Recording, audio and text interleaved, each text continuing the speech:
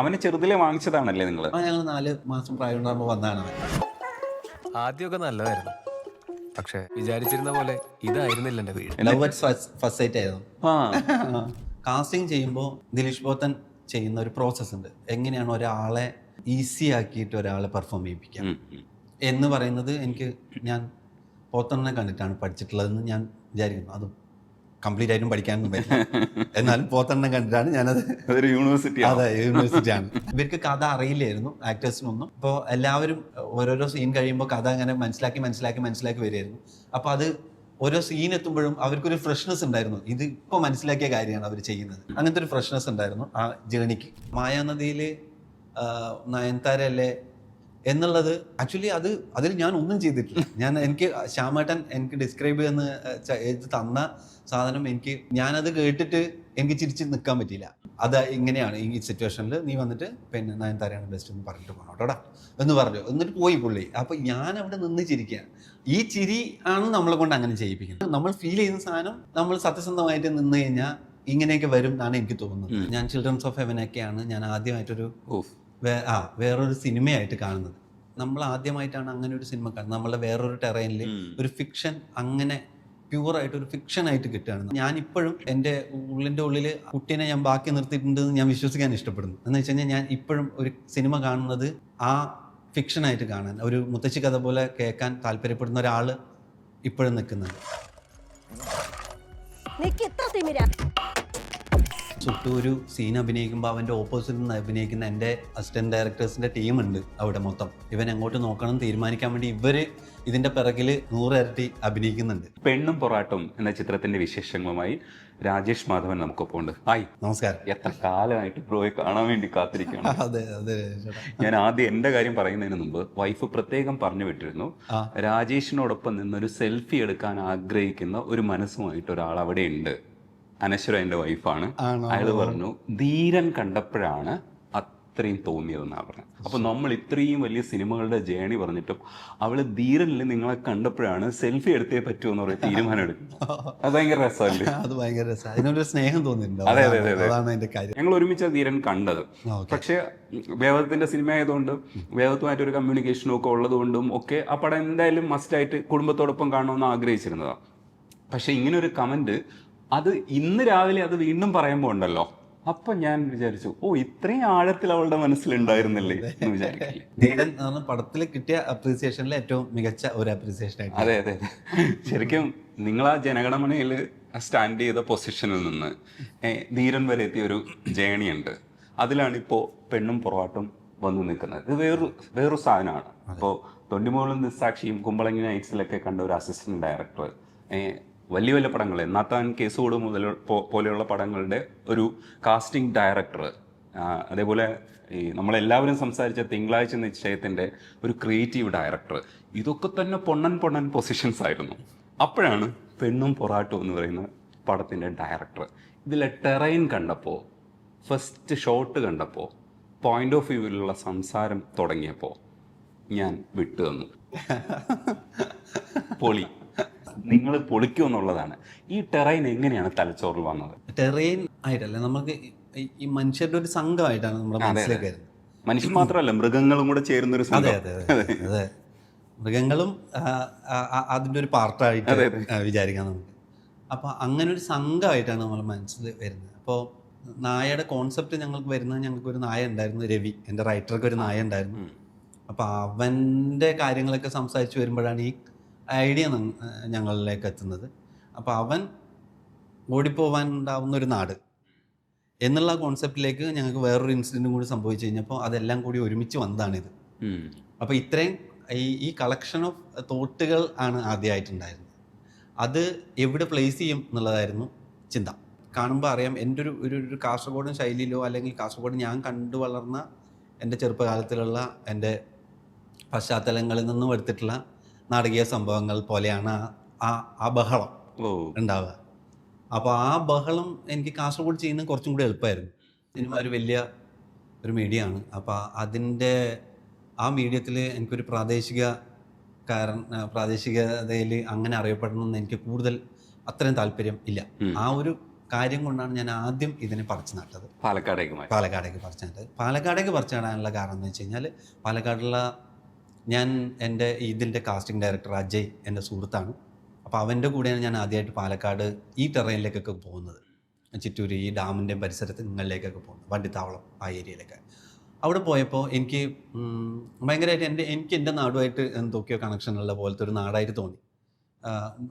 ഭൂപ്രകൃതിയൊക്കെ ഭയങ്കര വ്യത്യാസമുണ്ട്, പക്ഷേ ആ മനുഷ്യന്മാരുമായിട്ട് എനിക്ക് ഭയങ്കരമായിട്ട് കണക്ഷൻ തോന്നി. അപ്പോൾ ആ ഭാഷ ഇപ്പോൾ കുറേ എവിടെയൊക്കെയോ എനിക്കതിൽ സാമ്യം കണ്ടെത്താൻ പറ്റും. ഒരു തരം സാമ്യം ഇല്ല അതിൽ, പക്ഷേ എനിക്കതിൽ സാമ്യം കണ്ടെത്താൻ പറ്റുന്നുണ്ട്. അതുകൊണ്ട് എനിക്ക് കാസർഗോഡ് അല്ലെങ്കിൽ എന്ത് എന്നുള്ളൊരു ചോദ്യത്തിന് എനിക്ക് പാലക്കാട്, കൊല്ലങ്കോട് പരിസരം എന്നുള്ളതായിരുന്നു എൻ്റെ ഉത്തരം. അങ്ങനെയാണ് ഞങ്ങൾ ആ ടെറൈനിലേക്ക് എത്തിച്ചു തന്നത്. പിന്നെ ഈ പട്ടട എന്ന് പറയുന്ന ഒരു ഗ്രാമത്തിന് നമുക്കൊന്ന് വരച്ചുണ്ടാക്കണമായിരുന്നു. അത് നമ്മൾ പ്രിപ്പറേഷൻ തുടങ്ങിയത് മുതൽ നമ്മൾക്ക് അതിലേക്ക് നിരന്തരം ആലോചനയിലുണ്ടായിരുന്നു. അങ്ങനെയാണ് ആ ഇപ്പം കാണുന്ന ആ ലോകം ഉണ്ടായിട്ടുള്ളത്. ഈ പട്ടട എന്ന് പറയുന്നത് ശരിക്കും ചില സ്ഥലത്ത് ഈ ഇതുമായിട്ട് അതെ അങ്ങനെ എന്തെങ്കിലും കണക്ഷൻസ് ആലോചനയിൽ ഉണ്ടായിരുന്നോ? ആ പേര് റൈറ്ററിൻ്റെ കോൺട്രിബ്യൂഷൻ ആണ് പട്ടട എന്ന് ആ നാടിൻ്റെ പേരിടാന്നുള്ളത്. നമുക്കൊരു നാടിൻ്റെ പേരായിട്ടും എന്നാൽ പട്ടടയായിട്ടും. അതെ അതെ അതെ അതെ അങ്ങനെ ഒരു കോൺസെപ്റ്റ് കൂടെ.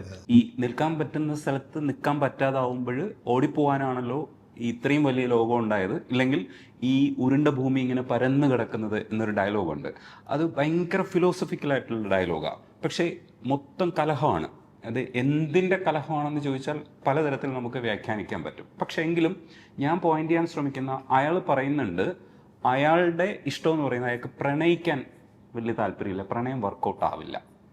ഇതാണ് ഒരു തരത്തിൽ പറഞ്ഞാൽ ഹോൾ പുരുഷന്മാരെയും ഇൻവേർട്ടഡ് കോമയ്ക്കകത്ത് നിർത്താൻ പറ്റുന്ന ഒരു സെൻറ്റൻസ് ആണ് അയാൾ പറയുന്നത്. പ്രണയം എനിക്ക് വർക്കൗട്ട് ആവില്ല. ഇതൊരു വലിയൊരു വിഷയമാണ്, വലിയ ടോപ്പിക്കാണ് അത്. പക്ഷേ വളരെ സറ്റേറിറ്റിക്കലായിട്ട് പറഞ്ഞേക്കുന്നു. ടോപ്പിക്കിന്റെ ഇതിലേക്ക് വന്നിട്ടുണ്ടോ എന്ന് ചോദിച്ചാൽ വന്നിട്ടുണ്ട്, വേണമെന്നുള്ളവർക്ക് എടുക്കാം, പക്ഷേ കോമഡി കണ്ടുകൊണ്ടിരിക്കാം എന്നുള്ള രീതിയിലാണ്. ഇത് ഇങ്ങനെ തന്നെ കൈകാര്യം ചെയ്യാതെ മതി എന്നുള്ളത് എഴുതി വരുമ്പോഴാണോ അത് അങ്ങനെ ആയത്? എങ്ങനെയാണ് അതിന്റെ? ഞങ്ങൾ കുറച്ച് ആണുങ്ങളാണല്ലോ ഇത് ഉണ്ടാക്കുന്നത്, അപ്പൊ അതിൻ്റെതായിട്ട് എല്ലാം അതിന്റെ കൂട്ടത്തിൽ ഉണ്ടാവുമെന്നാണ് വിചാരിക്കുന്നത്. ഇപ്പൊ നമ്മളെ തന്നെ തിരിഞ്ഞു നോക്കുമ്പോഴും അല്ലെങ്കിൽ ആ കാണുന്ന കാഴ്ചയൊക്കെ അതിന്റെ ഭാഗമായിട്ടുണ്ട്. ഇപ്പൊ നമ്മൾ ജീവിക്കുന്ന കാലഘട്ടത്തിൽ എങ്ങനെയൊക്കെ ചിന്തിക്കാം എന്നൊക്കെ ഉള്ളത് നമ്മൾ അറിയുന്നുണ്ട്. അതിൻ്റെ ഭാഗമായിട്ടാണ് അത് അങ്ങനെയൊക്കെ വന്നിട്ടുള്ളത് എന്നാണ് തോന്നുന്നത്. അതിനെ അങ്ങനെ സ്പെസിഫിക് ആയിട്ട് ഇപ്പോൾ ഇത് ഇന്നതിന് വേണ്ടി എന്നുള്ളത് രീതിയിലല്ല. നമുക്ക് കഥ ഉണ്ടാവുമ്പോൾ ഓർഗാനിക്കായിട്ട് ഇങ്ങനെയൊക്കെയുള്ള മനുഷ്യന്മാരാണ് ഇവിടെ ഉള്ളത് എന്നുള്ളത് നമുക്ക് ഓർഗാനിക്കായിട്ട് അതിൻ്റെ കൂടെ വന്നതാണ്. അത് കഴിഞ്ഞിട്ട് അവർ സംസാരിക്കുന്ന സംസാരമൊക്കെ ആ ജേണിയിൽ ഉണ്ടായിപ്പോയതാണ്. പക്ഷെ അതിന് നമ്മളുടെ ടോട്ടൽ ഈ പട്ടടയെന്ന് പുറത്തേക്ക് പോകരുത് എന്നുള്ളത് നമുക്ക് നിർബന്ധം ഉണ്ടായിരുന്നു. അത് പോയിട്ടില്ല എന്നാണ് വിചാരിക്കുന്നത്. അപ്പം അങ്ങനെ എല്ലാം ആലോചിച്ച് ചെയ്ത കാര്യങ്ങൾ തന്നെയാണ്. പക്ഷെ അത് വന്ന ഇതിൽ നിന്ന് നമ്മൾ വെട്ടിമാറ്റുകയുണ്ടായിട്ടുള്ളൂ. പക്ഷെ വന്നതിൻ്റെ ആലോചനയെ നമ്മൾ മറ്റേ അങ്ങനെ ഇതെങ്ങനെ ആലോചിച്ചേക്കാം എന്നുള്ള രീതിയിൽ ആലോചിച്ചായിരുന്നു. എനിക്കത് അങ്ങനെ പറയാൻ വരുള്ളൂ ഇപ്പോൾ. പക്ഷേ ഈ അവൻ്റെ പോയിന്റ് ഓഫ് വ്യൂ തുടങ്ങുന്ന സമയത്ത് ഞാൻ പറഞ്ഞില്ലേ, അതായത് ഇപ്പോൾ ലയൺ കിങ് കാണുന്ന സമയത്ത് അതിലെ എക്സ്പ്രഷൻ ആർട്ടിസ്റ്റുകളെ കുറിച്ചുള്ള വിമർശനം പോലും വന്നിട്ടുണ്ടായിരുന്നു ആ പടം റിലീസ് ചെയ്യുന്ന സമയത്ത്. ആ ഒരു സ്പേസിലാണ് നിങ്ങൾ ഇവൻ്റെ കണ്ണിൽ കൊടുത്ത എക്സ്പ്രഷൻസ് ഉണ്ടല്ലോ. ഞാൻ വിചാരിച്ചു ഗ്രാഫിക്സ് ആണ്, നിങ്ങൾ എങ്ങനെ ഇത് ചെയ്തതെന്ന് ചോദിക്കണം. രാജേഷ് അത്രയും വലിയ മിടുക്കനായിട്ടുള്ള സംവിധായകനാണല്ലേ എന്നൊക്കെ വിചാരിച്ചിരിക്കുകയായിരുന്നു. സുട്ടുവിനെ എങ്ങനെ ഇത്രയും ഭയങ്കര കൈൻഡ്നെസ്, എനിക്ക് അത്ഭുതം തോന്നി കേട്ടോ. എന്തൊരു ആർട്ടിസ്റ്റിക് ആയിട്ടാണ് അയാളത് കൈകാര്യം ചെയ്തിരിക്കുന്നതെന്ന് തോന്നി സുട്ടുവിനെ കുറിച്ച് പറയാൻ വേണ്ടിയിട്ട്. അതൊരു കളക്റ്റീവ് പ്രോസസ്സാണ്. ഇപ്പം ഞാൻ മാത്രമല്ല, ഇപ്പോൾ സുട്ടു ഒരു സീൻ അഭിനയിക്കുമ്പോൾ അവൻ്റെ ഓപ്പോസിറ്റ് നിന്ന് അഭിനയിക്കുന്ന എൻ്റെ AD ടീം, അസിസ്റ്റൻറ്റ് ഡയറക്ടേഴ്സിൻ്റെ ടീമുണ്ട് അവിടെ മൊത്തം. ഇവൻ എങ്ങോട്ട് നോക്കണം തീരുമാനിക്കാൻ വേണ്ടി ഇവർ ഇതിൻ്റെ പിറകിൽ 100 ഇരട്ടി അഭിനയിക്കുന്നുണ്ട്. അവനെപ്പോൾ റെഡി ആവുന്നോന്ന് കാത്തിരിക്കാൻ, റോള് ചെയ്യാൻ കാത്തിരിക്കുന്ന എൻ്റെ ക്യാമറമാൻ സബിനുണ്ട് അതിൻ്റെ കൂടെ. അതേപോലെ ഈ സൗണ്ട് എപ്പോൾ വേണമെങ്കിലും റോൾ ചെയ്യാമെന്ന് കാത്തിരിക്കുന്ന ശ്രീജിത്ത് അവിടെ ഉണ്ട്. ഇതെല്ലാം കഴിഞ്ഞിട്ട് നമ്മൾ എടുത്തു കൊടുത്ത ഇത്രയും വിഷ്വലിൽ നിന്നും അത് നോക്കി പിക്ക് ചെയ്യാൻ തീരുമാനിച്ച ചമൻ അതിൻ്റെ പിറകിലുണ്ട്. അപ്പോൾ ഇത്രയും ആൾക്കാരുടെ കോൺട്രിബ്യൂഷനിലൂടെയാണ് ഇപ്പോൾ ഈ സുട്ടുവിൻ്റെ പെർഫോമൻസ് നമുക്ക് ഇങ്ങനെയായിട്ട് കിട്ടുന്നത്. ആക്ച്വലി ഞങ്ങൾ ഭയങ്കര നിർബന്ധമായിരുന്നു, നമുക്ക് എംപതി തോന്നേണ്ട ഒരൊറ്റ ക്യാരക്ടർ ഈ സിനിമയിലുള്ളൂ. ബാക്കി ഒരാളോട് ഇങ്ങനെ കണക്ഷൻ തോന്നാം, ചാരുവിനോട് ചിലപ്പോൾ, പക്ഷെ എംപതി തോന്നണം നമുക്ക്. ആക്ച്വലി ഇവനോട് എംപതി തോന്നിക്കഴിഞ്ഞാലേ നമ്മൾ സിനിമയ്ക്ക് സോൾ ഉണ്ടാവുള്ളൂ എന്നുള്ളത് നമുക്കറിയാം. അപ്പോൾ അവൻ്റെ പെർഫോമൻസിനെ ഞങ്ങൾ അത്രയും കീനായിട്ട് നോക്കി തന്നെയാണ് എപ്പോഴും ചെയ്തുകൊണ്ടിരിക്കുന്നത്. അതിനുവേണ്ടി ഞങ്ങൾ വെയിറ്റ് ചെയ്തിട്ടുണ്ട്, ദിവസങ്ങളോളം വെയിറ്റ് ചെയ്തിട്ടുണ്ട്. അവന് എന്തെങ്കിലും ചെയ്തു തരും എന്ന് പ്രതീക്ഷിച്ചിട്ട്. ആ കാത്തിരിപ്പിൻ്റെ ഔട്ടാണ് ഇത്. സൂപ്പറായിട്ടുണ്ട്. ഈ സന്നെ ഹെഡ് ഗേ അടുത്ത് വർക്ക് ചെയ്തിട്ടുണ്ട്, ദിലീഷ് ചേട്ടൻ്റെ അടുത്ത് വർക്ക് ചെയ്തിട്ടുണ്ട്, ആഷിഖ് കപൂറിൻ്റെ കൂടെ വർക്ക് ചെയ്തിട്ടുണ്ട്. ഇത്തരത്തിലുള്ള പ്രധാനപ്പെട്ട സംവിധായകർക്കൊപ്പമൊക്കെ വർക്ക് ചെയ്യുമ്പോൾ ഇപ്പോൾ എന്നിട്ട് എന്നാത്താൻ കേസ് കൂടുതൽ പൊതുവാളുടെ അടുത്ത് രതീഷ് പൊതുവാളുടെ അടുത്ത് വർക്ക് ചെയ്യുന്നു. ഇവിടെ എല്ലാം കാണാത്തൊരു പുതിയ സിനിമ മേക്ക് ചെയ്യാൻ അതെങ്ങനെ സാധിക്കുന്നു എന്നുള്ളതൊരു പ്രശ്നമാണ്. ഇല്ലെങ്കിൽ ഇതിൻ്റെയൊക്കെ ഒരു ഇൻസ്പിറേഷൻ സ്വാധീനിച്ചിട്ടുണ്ടാവും. എങ്ങനെയാ അപ്പോൾ പുതിയതിലേക്ക് എങ്ങനെ എത്തിയത്? നമ്മൾ കാണുന്ന സിനിമകളൊക്കെ ഇപ്പോൾ നമ്മൾ ചെറുപ്പം മുതലേ കാണുന്ന, ഞാൻ കുറച്ച് കാസർഗോഡ് ഉള്ളിൽ കുറച്ച് റൂറൽ ഏരിയയിലുള്ള ആളാണ്. അപ്പോൾ ഞാൻ തിയേറ്ററുകൾ എനിക്ക് കുറച്ച് ദൂരത്താണ്. ഞങ്ങൾ വളരെ അപൂർവമായിട്ട് തിയേറ്ററിലേക്ക് ഫാമിലി ആയിട്ടൊക്കെ തിയേറ്ററിലേക്ക് പോകുക. അച്ഛനൊക്കെ ചെറുപ്പത്തിൽ അങ്ങനെ എല്ലാവരെയും കുടുംബത്തിനെ മൊത്തം കൊണ്ടുപോയി തിയേറ്ററിലേക്ക് കാണിക്കുക. അങ്ങനെയാണ് തിയേറ്ററിലേക്കുള്ള എത്തുള്ളൂ. നമ്മൾ കുറച്ച് ദൂരെയാണ് തിയേറ്ററുകളൊക്കെ. എൻ്റെ കൂട്ടത്തിൽ ഞാൻ ചെറുപ്പത്തിൽ നാടകം കളിച്ചിട്ടുണ്ടായിരുന്നു. അപ്പോൾ നാടകം കളിച്ചതിൻ്റെ ഭാഗമായിട്ട് ഞങ്ങൾക്ക് സൺഡേ തിയേറ്റർ എന്ന് പറഞ്ഞൊരു തിയേറ്റർ ഗ്രൂപ്പ് ഉണ്ടായിരുന്നു, കുട്ടികളുടെ നാടക സംഘം. അപ്പോൾ അവിടെ നല്ല സിനിമകൾ കുറച്ചെണ്ണം CD കളായിട്ട് ഉണ്ടാവുമായിരുന്നു. ഞാൻ ചിൽഡ്രൻസ് ഓഫ് ഹെവനൊക്കെയാണ് ഞാൻ ആദ്യമായിട്ടൊരു വേറൊരു സിനിമയായിട്ട് കാണുന്നത്. അപ്പോൾ ഈ ചിൽഡ്രൻസ് ഓഫ് ഹെവൻ കണ്ട സമയത്ത് നമ്മൾ ആദ്യമായിട്ടാണ് അങ്ങനെ ഒരു സിനിമ കാണുന്നത്. നമ്മളെ വേറൊരു ടെറൈനിൽ ഒരു ഫിക്ഷൻ, അങ്ങനെ പ്യൂറായിട്ട് ഒരു ഫിക്ഷനായിട്ട് കിട്ടുകയാണ് നമുക്ക്. അതിൻ്റെ ഇത്ര റിയലിസ്റ്റിക് ആണ് സിനിമ എന്നുള്ളത് നമുക്ക് അന്ന് ചിന്തിക്കാൻ പറ്റുന്നില്ല. അതെ, നമുക്കതൊരു ഫിക്ഷനായിട്ടാണ് കിട്ടുന്നത്. അപ്പം ഞാനിപ്പോഴും എൻ്റെ ഉള്ളിൻ്റെ ഉള്ളിൽ ആ കുട്ടീനെ ഞാൻ ബാക്കി നിർത്തിയിട്ടുണ്ടെന്ന് ഞാൻ വിശ്വസിക്കാൻ ഇഷ്ടപ്പെടുന്നു. എന്ന് വെച്ച് കഴിഞ്ഞാൽ ഞാൻ ഇപ്പോഴും ഒരു സിനിമ കാണുന്നത് ആ ഫിക്ഷനായിട്ട് കാണാൻ, ഒരു മുത്തശ്ശി കഥ പോലെ കേൾക്കാൻ താല്പര്യപ്പെടുന്ന ഒരാൾ ഇപ്പോഴും നിൽക്കുന്നുണ്ട്. അതാണ് എന്നെ സിനിമയിലേക്ക്, അതായത് കഥ പറയാൻ പ്രേരിപ്പിക്കുന്ന ഘടകം. ഇത്രയും ആൾക്കാരുടെ കൂടെ വർക്ക് ചെയ്യുമ്പോൾ അവരെല്ലാവരും എന്നെ സ്വാധീനിച്ചിട്ടുണ്ട്. കാരണം എല്ലാവരും ഗംഭീര ഫിലിം മേക്കേഴ്സാണ് ഞാൻ വർക്ക് ചെയ്തിട്ടുള്ള എല്ലാവരും. അത് ഭയങ്കര ഭാഗ്യമായിട്ടാണ് ഞാൻ വിചാരിക്കുന്നത്. ഇത്രയും ആൾക്കാരുടെ കൂടെ ഇവിടെ ഇൻഡസ്ട്രിയിൽ വർക്ക് ചെയ്യാൻ പറ്റിയെന്ന് പറയുന്നത് അത് ഭയങ്കര അപൂർവമായിരിക്കും എന്ന് ഞാൻ വിചാരിക്കുന്നു ഇപ്പോൾ. അപ്പോൾ അവരെല്ലാവരും പേഴ്സണലി എന്നെ സ്വാധീനിച്ചിട്ടുള്ള മനുഷ്യന്മാരാണ്, എല്ലാ ഡയറക്ടേഴ്സും. അപ്പോൾ ഇവരിൽ നിന്ന് വ്യത്യസ്തമാവുന്നത് എന്താണെന്ന് വെച്ച് കഴിഞ്ഞാൽ എൻ്റെ കാഴ്ചകളും എൻ്റെ അനുഭവങ്ങളും, പിന്നെ ഞാൻ ഈ അനുഭവം അല്ലാതെ അതിന് മുമ്പോട്ടുള്ള എൻ്റെ അനുഭവങ്ങളും കാഴ്ചകളും കൂടി അതിനെ വ്യത്യസ്തപ്പെടുത്തുന്നുണ്ടാവും എന്നാണ് വിചാരിക്കുന്നത്. ഞാൻ പഠിച്ചത് വിഷ്വൽ മീഡിയ പഠിക്കുമ്പോൾ എനിക്ക് KG ജോർജ് സാറൊക്കെ എനിക്ക് ക്ലാസ് എടുക്കാനുണ്ടായിരുന്നു. കൊച്ചിയിലാണ് പഠിച്ചത്. അപ്പോൾ ജോർജ് സാറൊക്കെ സംസാരിച്ചിരുന്ന രീതിയും ജോർജ് സാർ കണ്ടുകൊണ്ടിരുന്ന സിനിമകളും അതൊക്കെ ഞങ്ങൾ കാണിച്ചു തന്നിരുന്നു. അപ്പം ഞങ്ങൾക്ക് സിനിമ ഞാനിപ്പോൾ കാണുന്നതിൽ നിന്നും വലുതാണ് എന്ന് എപ്പോഴും തോന്നലുണ്ടായിരുന്നു. എല്ലാ സമയത്തും ഇപ്പോൾ ഈ കണ്ടതല്ല, ഇതിനേക്കാളും വലുതാണ് ഇത് എന്നുള്ളൊരു തോന്നൽ എപ്പോഴും ഉണ്ടായിരുന്നു. ആ തോന്നലായിരിക്കും ഇങ്ങനെ ഒരു കോൺസെപ്റ്റിലേക്ക് എത്തിച്ചതെന്ന് വിചാരിക്കുന്നു. പിന്നെ നമ്മൾ മനഃപൂർവ്വം ഇങ്ങനെ എല്ലാം വ്യത്യസ്തമായിരിക്കണം എന്ന് വിചാരിച്ചതല്ല, പക്ഷേ ഇങ്ങനൊരു കഥയും സിനിമയായി പറയാമല്ലോ എന്നുള്ളൊരു ചിന്ത എപ്പോഴും നമുക്കുണ്ടായിരുന്നു. അത് നമ്മൾ ആദ്യം മുതലേ കഥ ഉണ്ടാക്കി തുടങ്ങിയ സമയത്ത് മുതലേ ഞങ്ങൾ അതിന് പഴിയും കേട്ടിരുന്നു. എന്ന് വെച്ച് കഴിഞ്ഞാൽ നിങ്ങൾക്ക് മനുഷ്യന്മാർക്ക് മനസ്സിലാവുന്ന പോലെ എന്തെങ്കിലും പറഞ്ഞുകൂടെ എന്ന് ചോദിച്ചിരുന്നു. ആക്ച്വലി മനുഷ്യന്മാർക്ക് മനസ്സിലാവുന്നത് തന്നെയാണ് നമ്മൾ പറയുന്നത്. അത് പറയുന്ന അതിൻ്റെ ഒരു രീതിയൊക്കെ കുറച്ച് വ്യത്യാസം ഉണ്ടാവും എന്നുള്ളതുള്ളൂ. നമ്മൾ കാണാത്തടത്തു നിന്നൊന്നും കൊണ്ടുവരുന്നതല്ല, ഇതൊക്കെ തന്നെയാണ്. പക്ഷെ അതിൻ്റെ ഒരു രീതി വ്യത്യാസപ്പെട്ടിരിക്കും. അത്രയാണ് എനിക്ക് തോന്നുന്നത്. ഇപ്പോൾ രാജേഷ് സംസാരിക്കുന്ന സമയത്ത് അയ്യപ്പനെ ഇഷ്ടപ്പെടുന്ന, ജോൺ അബ്രഹാമിനെ ഇഷ്ടപ്പെടുന്ന, അതായത് വേറിട്ട വഴികളിലൂടെ സഞ്ചരിച്ച മനുഷ്യന്മാരാണ്. അവരിപ്പോഴും നമുക്ക് വ്യത്യസ്തരായിരിക്കുന്നത് വേറിട്ട വഴികളിലൂടെ സഞ്ചരിച്ചു എന്നുള്ള അർത്ഥത്തിലാണ്. ഇപ്പോൾ ജോൺ അബ്രഹാമിൻ്റെ സിനിമകൾ ഇന്നും ആൾക്കാർക്ക് എടുത്ത് കാണാം. അതിനൊരു വേറിട്ട വഴിയുണ്ടെന്ന് ഈ ജനറേഷനും തോന്നുന്നുണ്ട് എന്നുള്ളതാണ് ആ എക്സിസ്റ്റൻസ് എന്ന് പറയുന്നത്. കളിയാക്കിയിട്ട് ഭരതനെന്നും പത്മരാജനെന്നും ഒക്കെ മീഡിയ സുഹൃത്തുക്കളൊക്കെ വിളിച്ചിരുന്ന ഒരു കാലം ഉണ്ടായിരുന്നു. അപ്പം ഇത് രണ്ട് കൈൻഡ് ഓഫ് സിനിമകളുടെ കാലവും ഇതിനകത്തുണ്ട് സത്യം പറഞ്ഞു കഴിഞ്ഞാൽ. ഇതിനിടയിൽ ഈ പറയുന്ന പോലെ ചിൽഡ്രൻ ഓഫ് ഹെവനൊക്കെ പറയുന്ന സമയത്ത് നമുക്കറിയാം ഏതൊക്കെ വഴികളിലൂടെ ആയിരിക്കും നിങ്ങൾ പോയിട്ടുണ്ടാവുക എന്നുള്ളതും നമ്മളും ആ വഴികളിലൂടെയൊക്കെ ഇങ്ങനെ ആഗ്രഹിക്കുന്നത്, ആ മനസ്സുമായിട്ട് ഇങ്ങനെ നടക്കുന്നത്, ഈ പറയുന്ന ഈ കുട്ടിയുടെ മനസ്സ് പോലെ, ഇല്ലെങ്കിൽ ആ മനുഷ്യൻ്റെ കുട്ടികളെല്ലാം അങ്ങനെ തന്നെയായിരുന്നു, അത്തരമൊരു മനസ്സുണ്ടായിരുന്നു. ഈ കുട്ടിയുടെ മനസ്സുള്ളപ്പോഴും നിങ്ങൾ ഇതിനകത്ത് ചെയ്തേക്കുന്നത് ഒരുപാട് ഫിലോസഫിക്കലായിട്ടുള്ള തോട്ട്സ് ഉണ്ട്. പക്ഷേ കുട്ടിത്തം ഭീകരമാണ്. ബിരിയാണി, അതായത് ആ വഴക്കുണ്ടാക്കാൻ വരുന്നവരെ ബിരിയാണിക്ക് ക്ഷണിക്കുക എന്ന് പറയുന്നൊരു സാധനമുണ്ട് കേട്ടോ. അബ്സേർഡ് എന്ന് പറഞ്ഞു കഴിഞ്ഞാൽ അതിന്റെ എക്സ്ട്രീം ലെവൽ. ഇതെങ്ങനെയാ ഇത് ഒപ്പിക്കുക എന്നുള്ളതാണ്. അത് ഒപ്പിച്ചപ്പോൾ എനിക്കും ടെൻഷനാണ്. ഞാൻ ഇരിക്കണോ വേണ്ടേ എന്നാണ് ഞാൻ ചിന്തിച്ചത്. ആ ബിരിയാണിക്ക് ഇരിക്കണോ ഇതെങ്ങനെയാ നിങ്ങൾ ഇത്രയും ഇത് എങ്ങനെയാ ഇതിങ്ങനെ കട്ട് ചെയ്ത് ഇങ്ങനെ ചിന്തിപ്പിക്കുക ഇല്ലെങ്കിൽ ഇങ്ങനെ ചെയ്യാന്നുള്ളത് എനിക്ക് മനസ്സിലായിട്ടില്ല. കൃഷ്ണന്തു കലേഷ് പറയും, ഞാൻ അപ്പുറത്ത് നടക്കുന്ന വീട്ടിലെ സിനിമയല്ല ഉണ്ടാക്കുന്നത്, അപ്പുറത്ത് നടക്കുന്ന വീട്ടിലെ കഥ കാണുന്നുണ്ടെങ്കിൽ നിങ്ങൾ അപ്പുറത്തെ വീട്ടിലേക്ക് നോക്കിയാൽ മതി, സിനിമ കാണാനിരിക്കരുത് എന്ന് പറയും. എനിക്ക് ആ തോട്ട് ഇഷ്ടമാണ്. ആക്ച്വലി നമ്മളതിന് എല്ലാ കാര്യങ്ങളും നമുക്കറിയാം ഇതിൻ്റെ ഒരു റിയലിസ്റ്റിക് ആയിട്ട് ഇതെന്തായിരിക്കും സംഭവിക്കുക. നമ്മൾ അത് കാണിക്കാൻ വേണ്ടിയിട്ടല്ല നമ്മൾ സിനിമ ചെയ്യുന്നതായിട്ട്. അതിൻ്റെ പുറത്ത് നമ്മളും കൂടി ഇട്ടിട്ടുള്ള കൈകളും കൂടി കഴിഞ്ഞിട്ടാണ് ഈ സിനിമ ആൾക്കാരിലേക്ക് എത്തേണ്ടതെന്ന് ഞാൻ വിചാരിക്കുന്നു. അപ്പോൾ ആ തോട്ടാണ്. അതായത് ഇവരെ എനിക്ക് ബിരിയാണിക്ക് കൊണ്ടുപോയി ഇരുത്തിയാലേ പറ്റുള്ളൂ. അവർ അവിടെ പിന്നെ അച്ചടക്കത്തോടെ ഇരുന്ന് കഴിഞ്ഞിട്ട് മാത്രമേ എനിക്ക് പ്രശ്നം ഉണ്ടാക്കാൻ പറ്റുള്ളൂ എന്നുള്ള അതിനാടകീയത നമ്മൾ ശരിക്കും ശ്രദ്ധിച്ചു കഴിഞ്ഞാൽ നമ്മളത് മൈന്യൂട്ടായിട്ട് ശ്രദ്ധിച്ചു കഴിഞ്ഞാൽ നമ്മളുടെ നാട്ടിൻപുറത്തെ അടികളിലൊക്കെ നാട്ടിൻപുറത്തെ കലഹങ്ങളിലൊക്കെ ഇങ്ങനെ കാണാം. അതായത് നിങ്ങൾക്ക് അബ്സർഡ് ആണെന്ന് തോന്നുന്ന കാര്യങ്ങൾ ഓരോരുത്തരും ചെയ്യുന്നത് നമുക്ക് മൈന്യൂട്ടായിട്ട് നോക്കിക്കഴിഞ്ഞാൽ കാണാം. ഞാൻ തലേ ദിവസം മറ്റേ പൊരിഞ്ഞടി ഉണ്ടാക്കിയിട്ട് പിറ്റേ ദിവസം മറ്റേ കെട്ടിപ്പിടിച്ച് കരയുന്ന ആൾക്കാരെ ഞാൻ എൻ്റെ ബന്ധുക്കളുടെ ഇടയിൽ കണ്ടു. ഇതൊക്കെ നമ്മൾ റിയലിസ്റ്റിക് ആയിട്ട് കാണുന്നുണ്ട്.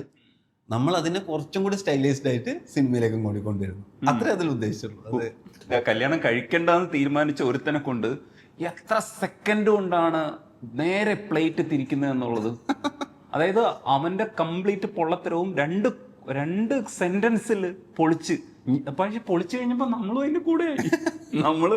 അതിന്റെ കൂടെ എങ്ങനെയാ ഇത് ഇത്രയും പെട്ടെന്ന് പൊളിക്കാൻ കഴിയാന്ന് പറയുന്നത്. അതായത് ഒരു ബുദ്ധിജീവി ജാടയില്ലാതെ ഒരു വർത്താനവും ഇല്ലാതെ വളരെ സിമ്പിളായിട്ട് ഒരു ചിരിയിലൊക്കെ അത് പൊളിച്ചെടുക്കുക എന്ന് പറയുന്നത്, അത് ഈ കഥ എഴുതുമ്പോൾ തന്നെ അത് സാധ്യമാവും എന്നുള്ളത് അതെങ്ങനെയാ മനസ്സിലാക്കുക എന്നുള്ളതാണ്.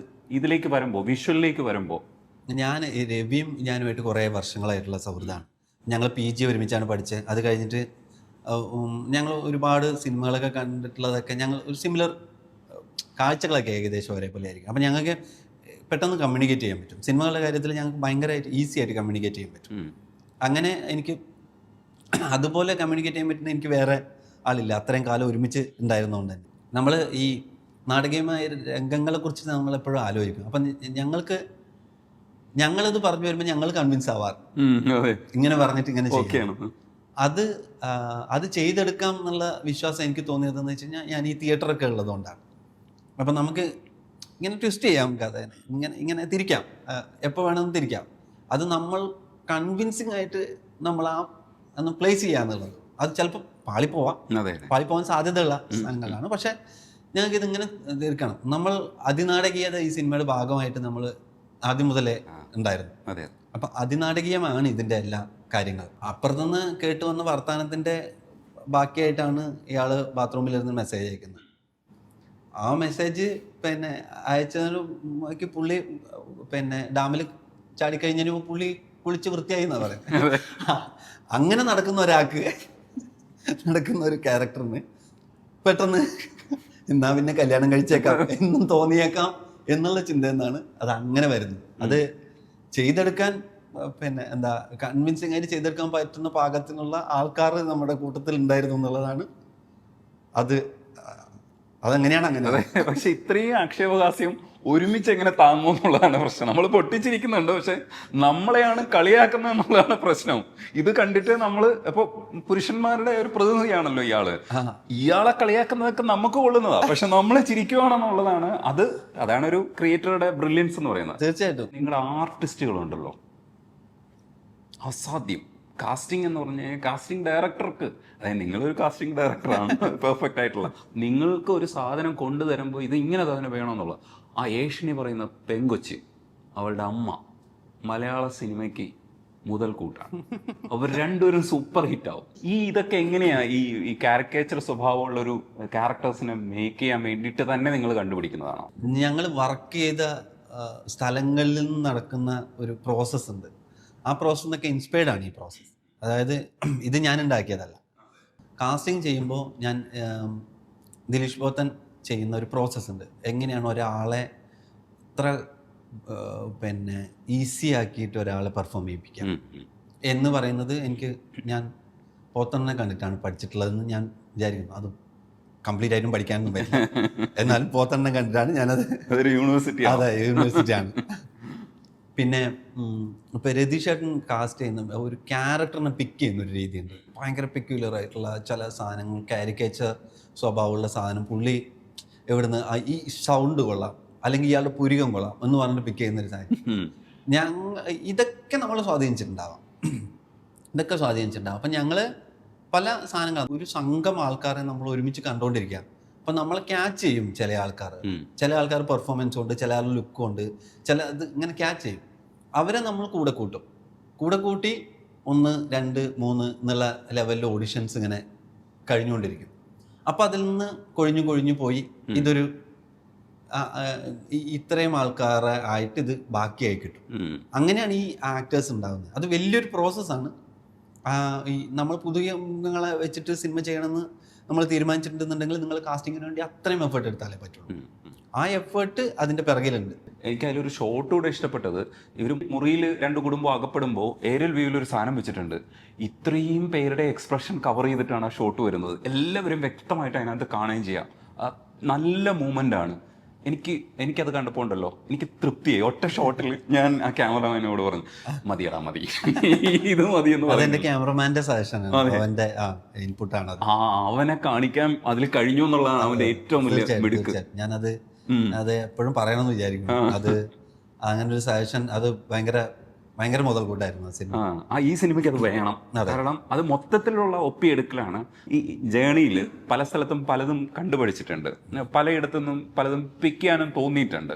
പക്ഷെ നിങ്ങളുടെ ആക്ടർ എന്നുള്ള രീതിയിലുള്ള എക്സ്പ്രഷൻസ്, അതിപ്പോൾ ഇന്നത്തെ കേസുകളിലെ ചെറിയ ചെറിയ ചിരികൾ, നോട്ടങ്ങൾ, ആ പ്രേമം കമ്മ്യൂണിക്കേറ്റ് ചെയ്യാൻ ആഗ്രഹിക്കുന്ന മനസ്സൊക്കെ ഇല്ലേ, നമ്മൾ ആ സമയത്ത് നിങ്ങളുടെ കൂടെ തന്നെ പ്രേമിക്കാൻ വേണ്ടിയിട്ട് നടന്നതാണ്.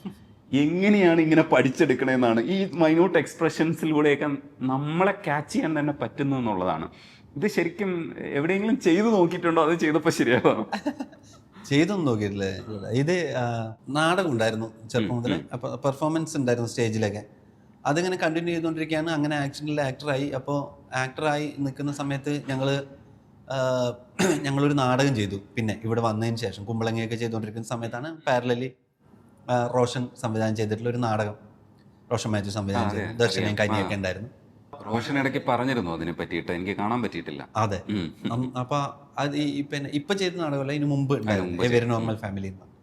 അപ്പൊ അത് കഴിഞ്ഞിട്ട് റോഷനും ദർശനയും ആണ് എന്നോട് ഇതിന് നീ നന്നായി ചെയ്യുന്നുണ്ട്, നീ ഇത് കുറച്ചും കൂടി സീരിയസ് ആയിട്ട് ചെയ്യും എന്ന് പറഞ്ഞു. അന്ന് മുതലേ ഞാൻ അതിനെ കുറിച്ചിട്ട് അവെയറാണ് എന്നുള്ളത്. പക്ഷെ ഇതിപ്പം പല കാരണങ്ങൾ, പല സാധ്യതകൾ പറഞ്ഞിട്ടുണ്ടല്ലോ അഭിനയിക്കണോ. അത് 2 ഇങ്ങനെ നിൽക്കുന്നതിന്റെ കാരണം. നമ്മള് ഇപ്പൊ ഒരു സീൻ പറയുമ്പോൾ ചില ആൾക്കാരുടെ ഫൺ, ഇപ്പൊ രതീഷ് ചേട്ടൻ പറയുന്ന ഫണ്ണിൽ ഇപ്പൊ ഞാൻ ഇത്രയും ചെയ്താൽ മതിയോ എന്ന് എനിക്ക് തോന്നും. ചേട്ടൻ പറഞ്ഞിട്ട് നമുക്ക് കിട്ടുന്ന ഒരു ഫണ്ട്, കമ്മ്യൂണിക്കേറ്റ് ചെയ്യുമ്പോൾ തന്നെ നമുക്ക് കിട്ടുന്ന ഒരു ഫണ്ടുണ്ട്. ആ സാധനമാണ് നമ്മളെ കൊണ്ട് അങ്ങനെയൊക്കെ ചെയ്യിക്കുന്നത്. ഇപ്പം മായാനദിയിൽ നയൻതാരല്ലേ എന്നുള്ളത് എല്ലാവരും എന്നോട് മറ്റേ നയൻതാര അല്ലേ നല്ലത് എന്ന് ചോദിക്കുന്ന ഡയലോഗിനെ കുറിച്ച് ആൾക്കാർ എന്നോട് പറയും. ആക്ച്വലി അതിൽ ഞാൻ ഒന്നും ചെയ്തിട്ടില്ല. എനിക്ക് ശ്യാമേട്ടൻ എനിക്ക് ഡിസ്ക്രൈബ് ചെയ്യുന്ന തന്ന സാധനം ഞാനത് കേട്ടിട്ട് എനിക്ക് ചിരിച്ച് നിൽക്കാൻ പറ്റിയില്ല. അത് ഇങ്ങനെയാണ്, ഈ സിറ്റുവേഷനിൽ നീ വന്നിട്ട് പിന്നെ നയൻതാരയാണ് ബെസ്റ്റ് എന്ന് പറഞ്ഞിട്ട് പോകണോട്ടോടാ എന്ന് പറഞ്ഞു. എന്നിട്ട് പോയി പുള്ളി. അപ്പൊ ഞാൻ അവിടെ നിന്ന് ചിരിക്കുകയാണ്. ഈ ചിരി ആണ് നമ്മളെ കൊണ്ട് അങ്ങനെ ചെയ്യിപ്പിക്കും. അത് ആക്ച്വലി അത് ജെനുവിനായിട്ട് ചെയ്താൽ മതി. നമ്മൾ ഫീൽ ചെയ്യുന്ന സാധനം നമ്മൾ സത്യസന്ധമായിട്ട് നിന്ന് കഴിഞ്ഞാൽ ഇങ്ങനെയൊക്കെ വരും എന്നാണ് എനിക്ക് തോന്നുന്നത്. ആക്ച്വലി പെർഫോം ചെയ്യാൻ ചില സാധനങ്ങളിൽ ഭയങ്കര ടെക്നിക്കലി പെർഫോം ചെയ്യേണ്ടി വരും. അങ്ങനത്തെയൊക്കെ കാര്യങ്ങളിലാണ് നമ്മൾ ടൈമിങ് കാര്യങ്ങളൊക്കെ ഒന്ന് ആലോചിച്ച് ചെയ്യാന്നൊക്കെ പറഞ്ഞു. ഇപ്പോൾ കനകാമിനി കലകത്തിൽ വാട്ടർ ഹിൽ ടോപ്പ് എന്ന് പറഞ്ഞിട്ട് 2 ചെവി അനക്കലുണ്ട് അതിൽ. അപ്പോൾ അത് പ്രീസൈസ് ആയിട്ട് രതീഷ് ചേട്ടൻ ഇത് കഴിഞ്ഞിട്ട് നീളത്തിലൊരു ഡയലോഗ് ഉണ്ട്. അതുണ്ട്. അതും രതീഷ് ചേട്ടൻ ഇങ്ങനെ തന്നെ വേണമെന്ന് ഇങ്ങനെ അത് കഴിഞ്ഞ ഉടനെ നീ ചെവി ആട്ടണം എന്ന് പറയും. അങ്ങനെ പറയുന്ന സമയത്ത് മാത്രമാണ് നമുക്ക് പ്രിപ്പയർ ചെയ്തിട്ടുള്ള സാധനം ഉണ്ടാവുക. അല്ലാതെ നമുക്ക് അനുഭവപ്പെട്ടത് നമ്മൾ അത് റിക്രിയേറ്റ് ചെയ്യാൻ ശ്രമിക്കുകയാണ് ചെയ്യുന്നത്. പ്രസന്റ് ചെയ്യാൻ ശ്രമിക്കും. പക്ഷേ ഇത് പറയുമ്പോഴും ടെക്നിക്കലാണ് സിനിമ. അപ്പോൾ ഷോട്ട് ബൈ ഷോട്ടാണ് സാധനങ്ങൾ പോവുക.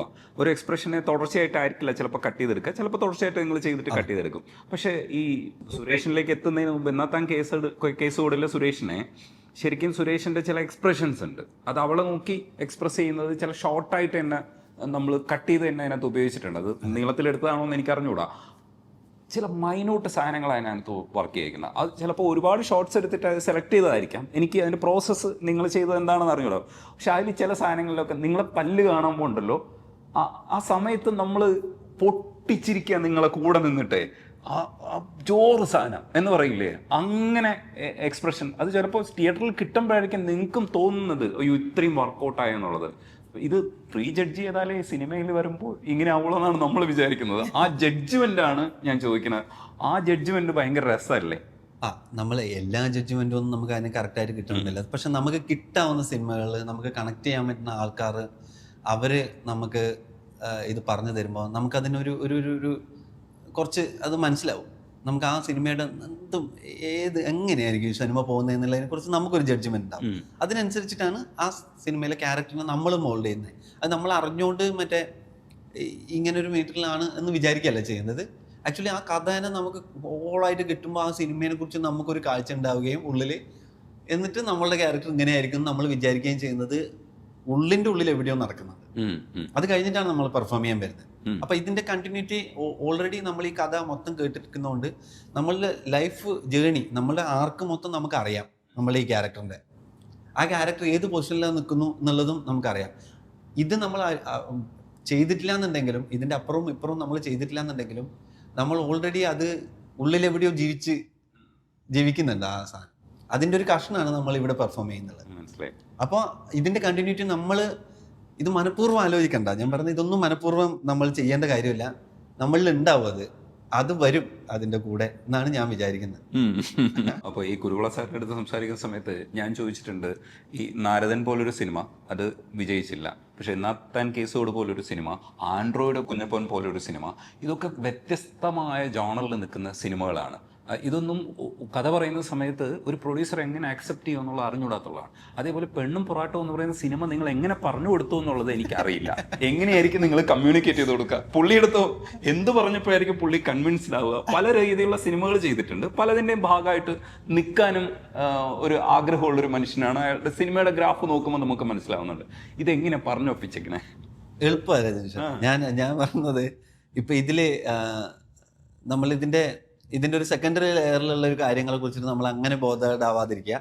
എന്നിട്ട് ഇതിനെ നടക്കുന്ന എന്താണ് കുമാറിൻ്റെ ലൈഫിൽ സംഭവിക്കുന്നത്, കുമാർ എന്തുകൊണ്ടാണ് കല്യാണം കഴിക്കാൻ തീരുമാനിച്ചത്, കല്യാണം കഴിക്കാൻ തീരുമാനിച്ച ഒരാൾ ക്ലബ്ബിൽ പോയിരിക്കുമ്പോൾ ആരോടോ ഇങ്ങനെ ഒന്ന് സംസാരിച്ചു.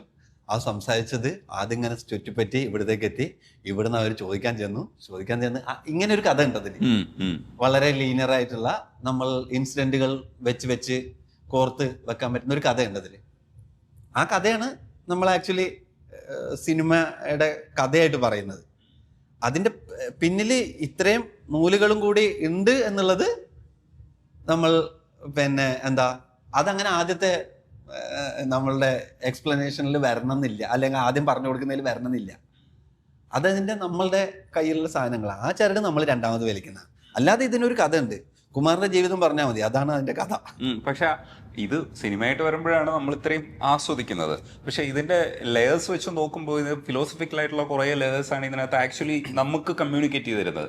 തമാശയൊക്കെ ഓക്കെ, പക്ഷെ ഈ തമാശയൊന്നും പോയിട്ട് പ്രൊഡ്യൂസറോട് ആദ്യമേ പറയാൻ പറ്റില്ലല്ലോ. അപ്പം ഇതിന്റെ ഒരു ത്രെഡ് ആയിരിക്കുമല്ലോ നമ്മൾ ഡിസ്കസ് ചെയ്യുന്നത്. ഈ പ്രോസസ്സ് അറിയാൻ വേണ്ടി ചോദിക്കാം. രാജേഷിന്റെ പ്രോസസ്സ് എന്താണെന്ന് എനിക്ക് അറിഞ്ഞുകൂടാ. ചില കഥകളൊക്കെ നമുക്കും പറയാൻ പറ്റും, നമ്മളും പോയിട്ട് പറഞ്ഞാൽ കൺവിൻസ്ഡ് ആവും. പക്ഷെ ഈ കഥ എങ്ങനെ പറഞ്ഞു കൊടുക്കണമെന്നുള്ളത് എനിക്കറിയില്ല, കാരണം എൻ്റെ മനസ്സിലില്ല ഈ ഒരു സാധനം. അപ്പോൾ ഇത് ടെറൈനൊക്കെ നമുക്ക് പിന്നീട് ഫിക്സ് ചെയ്യാമെന്ന് വിചാരിക്കാം. പക്ഷെ ഇത് ത്രെഡ് കമ്മ്യൂണിക്കേറ്റ് ചെയ്യണ്ടേ? ഇപ്പോൾ നമ്മളൊരു ഫിലോസഫിനെ കുറിച്ച് നമ്മൾ എന്തായാലും സംസാരിക്കില്ല, നമ്മൾ കഥയെ കുറിച്ച് മാത്രമേ സംസാരിക്കൂ. ഫിലോസഫി ഇതിന്റെ കൂടെ ഉണ്ടാവുന്നുണ്ടെങ്കിൽ അതിനെ വായിച്ചെടുക്കാൻ പറ്റുകയാണെന്ന് വായിച്ചെടുക്കുക എന്നുള്ളതേ ഉള്ളൂ. അത്ര നമുക്ക് അതിപ്പോൾ എല്ലാവർക്കും അങ്ങനെ തന്നെയാണ്. നമ്മൾ സിനിമ കാണിച്ചു കൊടുക്കുമ്പോഴും നമ്മൾ ഉദ്ദേശിക്കുന്നത് ഇതിന് ഇങ്ങനെ കാണാൻ പറ്റുന്നൊരു സിനിമ ഉണ്ട്, അത് കാണുക. അല്ലാതെ ഇതിനെ വേറെ രീതിയിൽ നിങ്ങൾക്ക് കാണണമെന്നുണ്ടെങ്കിൽ കാണാം എന്നുള്ള ഓപ്ഷൻ വെച്ചിട്ടാണ് സിനിമ ചെയ്യുന്നത്. നമുക്കിത് ഭയങ്കര പേഴ്സണലും കൂടിയാണ്. ഇതേ സെയിം സമയത്ത് ഞങ്ങളുടെ കഥ ഭയങ്കര പേഴ്സണലാണ്, ഞങ്ങൾ പറയാൻ ശ്രമിക്കുന്ന ഫിലോസഫി പേഴ്സണലാണ്. ഇതൊക്കെ ഇങ്ങനെ ഞങ്ങൾ അങ്ങനെ കണക്ട് ചെയ്ത് റൗണ്ട് ചെയ്ത് വന്നതാണ്. എനിക്ക് മനസ്സിലായി രാജേഷിന് അതിനുള്ള മിടുക്കുണ്ടെന്ന് മനസ്സിലായി. അവിടെ പോയി ഇതൊരു മാനേജ്മെന്റും കൂടിയാണല്ലോ. അതെ അതെ അതെ. അല്ല, രാജേഷിനെ പോലെ ഒരു ഫിഗർ പോയിട്ട് കഥ പറയുന്നു എന്ന് പറയുമ്പോൾ തന്നെ അവർ ചിരിച്ചു തുടങ്ങും എന്നാണ് ഞാൻ വിചാരിക്കുന്നത്. ഓ അങ്ങനെ അങ്ങനെ അങ്ങനെയൊന്നുമില്ല ചേട്ടാ. ഇപ്പം എനിക്ക് തോന്നുന്നത് സന്തോഷേട്ടൻ എന്നോട് ഇങ്ങോട്ട് പറഞ്ഞതാണ്, മറ്റേ രാജേഷിന്റെ ആദ്യത്തെ സിനിമ ഞാൻ ചെയ്യാം എന്നുള്ളത് എനിക്ക് ഇങ്ങോട്ടൊരു കാര്യമായിട്ട് പറഞ്ഞു തന്നു. അത് എനിക്ക് തോന്നുന്നത് മറ്റേ എന്നതങ്കി സൂടിന്റെ ഒക്കെ സമയത്ത് ഞാൻ കാസ്റ്റിങ്ങിലും അവരുടെ പ്രീ ഷൂട്ട് പരിപാടികളൊക്കെ ഉണ്ടാകുമ്പോൾ ഞാൻ വർക്ക് ചെയ്തതൊക്കെ കണ്ടിട്ട് എന്തോ ഒരു വിശ്വാസം തോന്നിയിട്ട് പറഞ്ഞതാണെന്ന് തോന്നുന്നു. പിന്നെ ഞാൻ ഈ ജേണിയിൽ കൂടെ ഉണ്ടല്ലോ, കാണുന്നുണ്ട് ഞാൻ എന്തൊക്കെയാണ് ചെയ്യുന്നുള്ളത് എന്നുള്ളത് തൊട്ടടുത്ത് നിന്ന് കാണുന്നുണ്ട് എല്ലാവരും. അപ്പം അതുകൊണ്ട് അങ്ങനെ തന്നൊരു ഓഫറാണ്. അതിനെ ഇങ്ങനെ ഒരു അഡ്വഞ്ചറാക്കി മാറ്റിയെടുത്തത് ഞാനാണ്. അല്ല, ചില സ്ഥലത്ത് നമ്മൾ ചില ഭ്രാന്തമായിട്ടുള്ള ചിന്തകളെന്ന് നമ്മൾ സ്വയം വിശേഷിപ്പിക്കുന്ന, നമുക്ക് ഇച്ചിരി നൊസുണ്ടെന്ന് നമ്മൾ പറയാറില്ലേ, അതേപോലൊരു ജേണി ഇതിനകത്ത് ഉണ്ട്. ആക്ച്വലി 2-3 കൈൻഡ് ഓഫ് ജേണി ഇതിനകത്ത് നടക്കുന്നുണ്ട്. വളരെ വൃത്തിയായിട്ടൊരു കഥ പറഞ്ഞു പോകുന്നുണ്ട്, വളരെ വൃത്തിയായിട്ട് ആൾക്കാരെ ചിരിപ്പിച്ചു പോകുന്നുണ്ട്, ഫിലോസഫിക്കലായിട്ടുള്ള ഒരു ലെയർ അതിൻ്റെ ഉള്ളിൽ കൈകാര്യം ചെയ്യുന്നുണ്ട്. പക്ഷെ ചില സ്ഥലങ്ങളിൽ അബ്സേർഡ് ആയിട്ടുള്ള കുറെ സാധനങ്ങൾ വെട്ടിവെച്ചിട്ടുമുണ്ട്. അതായത് നമ്മളെ പോലുള്ള പ്രാന്തന്മാർക്ക് വേണ്ടിയിട്ട് അങ്ങനെ ഒരു സാധ്യത തുറന്നു വന്നിട്ടുണ്ട്. എനിക്ക് അബ്സേർഡ് ആയിട്ടുള്ള സ്പേസുകളിലൊക്കെ ഉണ്ടല്ലോ, രണ്ടാമത് സിനിമ കണ്ടാൽ മാത്രം സംസാരിക്കേണ്ട ചില സ്പേസ് ഉണ്ട്. പിന്നെ സ്പോയിലർ ആവാതിരിക്കാൻ വേണ്ടി ചില സാധനങ്ങൾ ഞാൻ വിട്ട് കളഞ്ഞിട്ടുണ്ട്. ആ സ്പേസ് ഒക്കെ ഉണ്ടല്ലോ, സത്യത്തിൽ രാജേഷിന്റെ ഫസ്റ്റ് സിനിമയിൽ തന്നെ ഇത്രയും അക്രമം വേണമായിരുന്നു എന്നാണ് എന്റെ ചോദ്യം. ഇതിനു മുമ്പും ഒരാൾ എന്നോട് പറഞ്ഞിരുന്നത് ഈ കഥ പറയുന്നതിന് എനർജിയുടെ കൂടെ വന്നതാണത്. ചില കാര്യങ്ങൾ നമ്മൾ ഇത്രയും ഓവർഡൂ ചെയ്യണോ എന്നുള്ളത് നമ്മളുടെ ഒരു ചോദ്യമായിരുന്നു. അത് പിന്നെ നമ്മളത് ചെയ്യാം എന്നങ്ങ് തീരുമാനിച്ചു. കാരണം നമുക്ക് ഇങ്ങനൊരു സ്പേസ് ഉണ്ട്, ഇങ്ങനെ ആക്ടേഴ്സ് ഉണ്ട്, നമ്മൾ ചെയ്തുകൊണ്ടിരിക്കുന്ന എനർജിയുടെ ഭാഗമായിട്ട് വരുന്നതാണത്. അതായത് നമ്മളൊരു സീൻ വർക്ക് ചെയ്ത് അത് ലീനിയർ ആയിട്ടാണ് ഒരു സീൻ വർക്ക് ചെയ്ത് വരുന്നത്. എന്നിട്ട് ഇങ്ങനെ ഒരു ആക്ടർ ഇങ്ങനെ പറഞ്ഞ് പോയി കഴിഞ്ഞ് കഴിഞ്ഞാൽ ഇനി നെക്സ്റ്റ് കട്ട് നമുക്ക് നമ്മളുടെ ടോട്ടൽ കണക്ഷൻ ഉണ്ടാക്കാൻ പറ്റുന്ന, അതായത് ജിബ്രീഷ് ഉപയോഗിക്കുന്നത് നമ്മൾ സിനിമയിൽ. അപ്പോൾ ജിബ്രീഷ് എങ്ങനെയാണ് ഉപയോഗിക്കുന്നത്, ആ ജിബ്രീഷ് എന്തുകൊണ്ട് അവിടെ വന്നു, ആ ജിബ്രീഷ് ഇവിടെ എന്തുകൊണ്ട് വരണം എന്നുള്ള ചിന്തയാണ് നമ്മളെ ഈ പെർഫോമൻസിനെ നന്നായിട്ട് ബ്രേക്ക് ചെയ്യാൻ പാടില്ല, ഇതിൻ്റെ കൂടെ നിൽക്കണം എന്നുള്ളൊരു ചിന്ത. പിന്നെ സിനിമ ടോട്ടലി ഒരു മൊണ്ടാഷിൻ്റെ ഒരു രീതിയിലാണ് ആ സിനിമ ടോട്ടലി. അപ്പം അതിലേക്ക് ഈ അക്രമം ആവാം എന്ന് നമ്മൾ ചിന്തിച്ചതാ. ഇത്രയും അക്രമമൊക്കെ ഈസിയാണ്, ഇതിൻ്റെ കൂടെ പോയിക്കോളും എന്ന് വിചാരിച്ചിട്ട് ചെയ്തതാണ്. ആക്ച്വലി അത് ആ ഇമ്പാക്റ്റിന് വേണമെന്ന് ഞാൻ പരിപൂർണമായിട്ട് വിശ്വസിക്കുന്നു. നമ്മൾ ഉദ്ദേശിക്കുന്ന ഇമ്പാക്റ്റിന്, എന്തുകൊണ്ട് ഇവിടുന്ന് ഓടിപ്പോകണമെന്ന് തോന്നാനുള്ള ഒരു ഇമ്പാക്റ്റിന് അത് വേണം എന്ന് ഞാൻ വിചാരിക്കും. ഇതിൻ്റെ എഡിറ്ററുടെ കാര്യം പറയുമ്പോൾ നിങ്ങളുടെ മോണിറ്ററിങ്ങും നിങ്ങളുടെ ഒരു എല്ലാ സാധനങ്ങളും ഉണ്ട്. പക്ഷേ ചില ഷോർട്സിനെ അങ്ങനെ കട്ട് ചെയ്താൽ മതിയെന്ന് ചിലപ്പോൾ രാജേഷായിരിക്കും തീരുമാനിച്ചിട്ടുണ്ടാവും. കടന്ന് ചില സ്ഥലങ്ങളിൽ കട്ട് ചെയ്യുന്നുണ്ട്, അവിടേക്ക് നമുക്ക് ഇഷ്ടമാണ്, അവിടേക്ക് പോകും. പക്ഷെ ചില സ്ഥലങ്ങളിൽ സമാധാനമായിട്ടുള്ളൊരു ഷോട്ട് വെച്ചിട്ടുണ്ട്. ഒരു ഫിലോസഫിക്കലായിട്ടുള്ളൊരു ഷോട്ട് എന്ന് പറയുന്നത്, ആളുകൾ ഇങ്ങനെ അങ്ങോട്ട് നടക്കുമ്പോൾ ആളുകൾ ഇങ്ങനെ പാസ് ചെയ്യുന്ന ഒരു സാധനം ഉണ്ടല്ലോ, അതിനവിടെ നിർത്തിയിട്ടുണ്ട്. അതൊരു ഇൻ്റർനാഷണൽ സിനിമയുടെ ഫോർമാറ്റിൽ നമ്മൾ അറിയാമല്ലോ, IFFKയുടെ കാലഘട്ടത്തിൽ നമ്മൾ ഇതേപോലുള്ള ഒരുപാട് ഷോട്ടുകൾ കണ്ടിട്ടുണ്ട്. വലിയ ലാൻഡ്സ്കേപ്പിൽ ഒരു ബൈക്ക് ചിലപ്പോൾ പാസ് ചെയ്യുന്നതായിരിക്കാം, അതിങ്ങനെ എന്ന് പറഞ്ഞിട്ട് പോകുമ്പോഴേ നമ്മളത് ആസ്വദിച്ച് കണ്ടിട്ടുണ്ട്. അതിൻ്റെ ആ ബൈക്ക് വേറൊരു ടെറൈനിൽ പോകുമ്പോൾ ഇങ്ങനെ മാറി മാറി വരുന്ന ടെറൈൻസ് പോലെ ഇവർ അങ്ങോട്ടും ഇങ്ങോട്ടും പോകുമ്പോഴേ നമുക്ക് ബ്രീത്തിങ് സ്പേസ് ആയിരുന്നു. അവിടെ ചെറിയൊരു ഇടവേള തരും പോലെയായിരുന്നു ഈ കോലാഹലങ്ങളുടെയും നിങ്ങൾ പറയുന്ന ഇടവേള. ശരിക്കും അത് ഭയങ്കര രസമുള്ളൊരു സാധനമാണ്. നമുക്ക് അവിടെ കുറേ കാര്യങ്ങൾ, ചെറിയൊരു റിലാക്സേഷനാണ്. കാരണം ഈ ബഹളത്തിൻ്റെ ഇടയിൽ നിന്ന് നമ്മൾ മാറിയിട്ട് ജസ്റ്റ് നമുക്കൊരു ചെറിയൊരു പോസ് തന്ന പോലെയാണ് അവിടെ വന്നിട്ട് ആ ഷോട്ട്. അതങ്ങനെ തന്നെ കട്ട് ചെയ്യാമെന്ന് തീരുമാനിച്ച് കട്ട് ചെയ്തതാണ്. ആണ് അതില് നമ്മൾക്ക് എഡിറ്റ് പാറ്റേൺ ഒക്കെ നമ്മൾ ഷൂട്ട് ചെയ്യുമ്പോൾ പാറ്റേൺ ഒക്കെ ഉണ്ടായിരുന്നു. പക്ഷെ ചമ്മൻ്റെ പേസ്, ചമ്മൻ ചെയ്തിട്ടുള്ള കുറേ മാജിക്കുകൾ ഉണ്ട് അതിൽ. ചമ്മൻ കുറേ സീനുകൾ നിഷ്കരണം ഞങ്ങളെ വെട്ടിമാറ്റിയിട്ടുണ്ട് ചമ്മൻ. അങ്ങനെ ചമ്മൻ കുറേ ഇടപെടലുകൾ ഭയങ്കര പോസിറ്റീവായിട്ടുള്ള നല്ല ഇടപെടലുകൾ നടത്തിയിട്ടുണ്ട്. നമ്മൾ പാറ്റേൺ ഒക്കെ അങ്ങനെ തന്നെ ഉണ്ടായിരുന്നു. പിന്നെ ഈ ഷോട്ടൊക്കെ നമ്മളുടെ തീരുമാനമാണ്. അത് പിന്നെ ഫസ്റ്റ് ഹാഫിന്റെ എൻഡ് അങ്ങനെ ആയിരിക്കണം എന്നുള്ള തീരുമാനമാണ്. നമ്മൾ രണ്ട് വഴിക്ക് പോയിക്കോട്ടെ വിചാരിച്ചതാണ്. അത് ഫിലോസഫിക്കലി അതിന്റെയൊക്കെ വ്യാഖ്യാനങ്ങൾ ഉടനെ വരും കേട്ടോ. സോഷ്യൽ മീഡിയയിൽ നന്നായിട്ട് അത് കൈകാര്യം ചെയ്യുകയും ചെയ്യും. ഇത്രയും ബുദ്ധി നിറച്ചിട്ടുള്ള മനുഷ്യനാണ് ഇത്രയും ചിരിപ്പിക്കുന്നത് എന്നുള്ളതാണ്. ഇത്രയും ബുദ്ധി എവിടെ നിന്നാണ് രാജേഷിന്? അത് നമ്മൾ വെറുതെ ചിന്തിക്കുന്നതാണ്. ചിരിപ്പിക്കണം എന്നുണ്ടെങ്കിൽ മറ്റേ ഭയങ്കര ഈസി ആയിരിക്കും എന്നുള്ളത്. അല്ല ചിരിയൊക്കെ പിന്നെ ഒരുപാട് ചിന്തകളിൽ നിന്നും കൂടി. നിങ്ങളെ ഒരു വായനശാലയിൽ നിന്ന് വന്ന മനുഷ്യനാണ്, ഒരു ഗ്രാമം വളർത്തിയ ഒരു മനുഷ്യനാണ്. അത്യാവശ്യം ആ കാര്യങ്ങളൊക്കെ ഭയങ്കരമായിട്ട് ഒബ്സർവ് ചെയ്തിട്ടാണ് വന്നിക്കുന്നത്. കഷ്ടങ്ങളിലൂടെ കടന്നു വന്നിട്ട് പ്രതിസന്ധികളൊക്കെ ഉണ്ടായിട്ടുണ്ട് ജീവിതം നോക്കുമ്പോൾ. ഇതിൻ്റെയൊക്കെ ആകത്തുകകളാണ് ആദ്യത്തെ സിനിമയിൽ തന്നെ കാണാൻ പറ്റും നമുക്ക്. ഒരു കൈത്തഴക്കം വന്നൊരു മനുഷ്യനല്ലേ, ചിന്തിച്ച്, അത് കൈത്തഴക്കം നമ്മൾ പറയുന്ന ക്രാഫ്റ്റ് മേക്കിംഗ് ആണ്. പക്ഷെ നിങ്ങളുടെ ചിന്തയ്ക്ക് ഭയങ്കര തഴക്കമുണ്ട്. അത് കോമഡി, എല്ലാ കോമഡിയിലും സെക്കൻഡ് ലെയർ ഉണ്ട്, വെറുതെ അല്ലാന്ന് തോന്നിക്കാം. അപ്പോൾ ചിലപ്പോൾ നിങ്ങൾ വെറുതെ വെച്ചേക്കുന്ന കോമഡികൾ പോലും ഞങ്ങളൊരു സെക്കൻഡ് ലെയർ കണ്ടുപിടിക്കാൻ വേണ്ടി ശ്രമിക്കുന്നുണ്ട്. അത്തരം പ്രോസസ് ഇല്ലേ? ഇത് ഇത്രയും വർക്ക് ചെയ്ത് ഈ ഭ്രാന്ത്, ഈ ബഹളം കംപ്ലീറ്റ് ഉണ്ടാക്കണ്ടേ? ഓരോ സ്ഥലത്തും ബഹളം ഉണ്ടാകുന്നുണ്ട്. ആദ്യം മുതൽ തന്നെ ബഹളങ്ങൾ, ഓരോ കോൺഫ്ലിക്റ്റുകളുണ്ട്. ചാരുഹാസൻ എല്ലാം നമ്മൾ വിചാരിക്കുന്നത് പോലെ നടക്കുന്നില്ല. ചാരുഹാസന് വന്നിട്ട് ഇത് കംപ്ലീറ്റ് മറിക്കുവാണ്.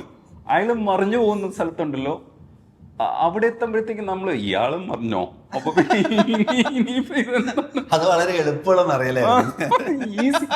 ഈസി വാക്കോർ. അത് നിങ്ങൾ ഹൈപ്പ് കൊണ്ടുവന്നിട്ട് അവിടെ ഈസി വാക്കോർ കൊടുക്കുകയാണ്. അവിടെ ഒരു ഹൈപ്പ് വേറൊരു ലെവലിലൊരു അടി ആണല്ലോ അവിടെ നമ്മൾ പ്രതീക്ഷിക്കുന്നത്. ഒരു ബ്രീത്തിങ് സ്പേസ് തന്നെയാണ് ഉദ്ദേശിച്ചിട്ടുള്ളത്.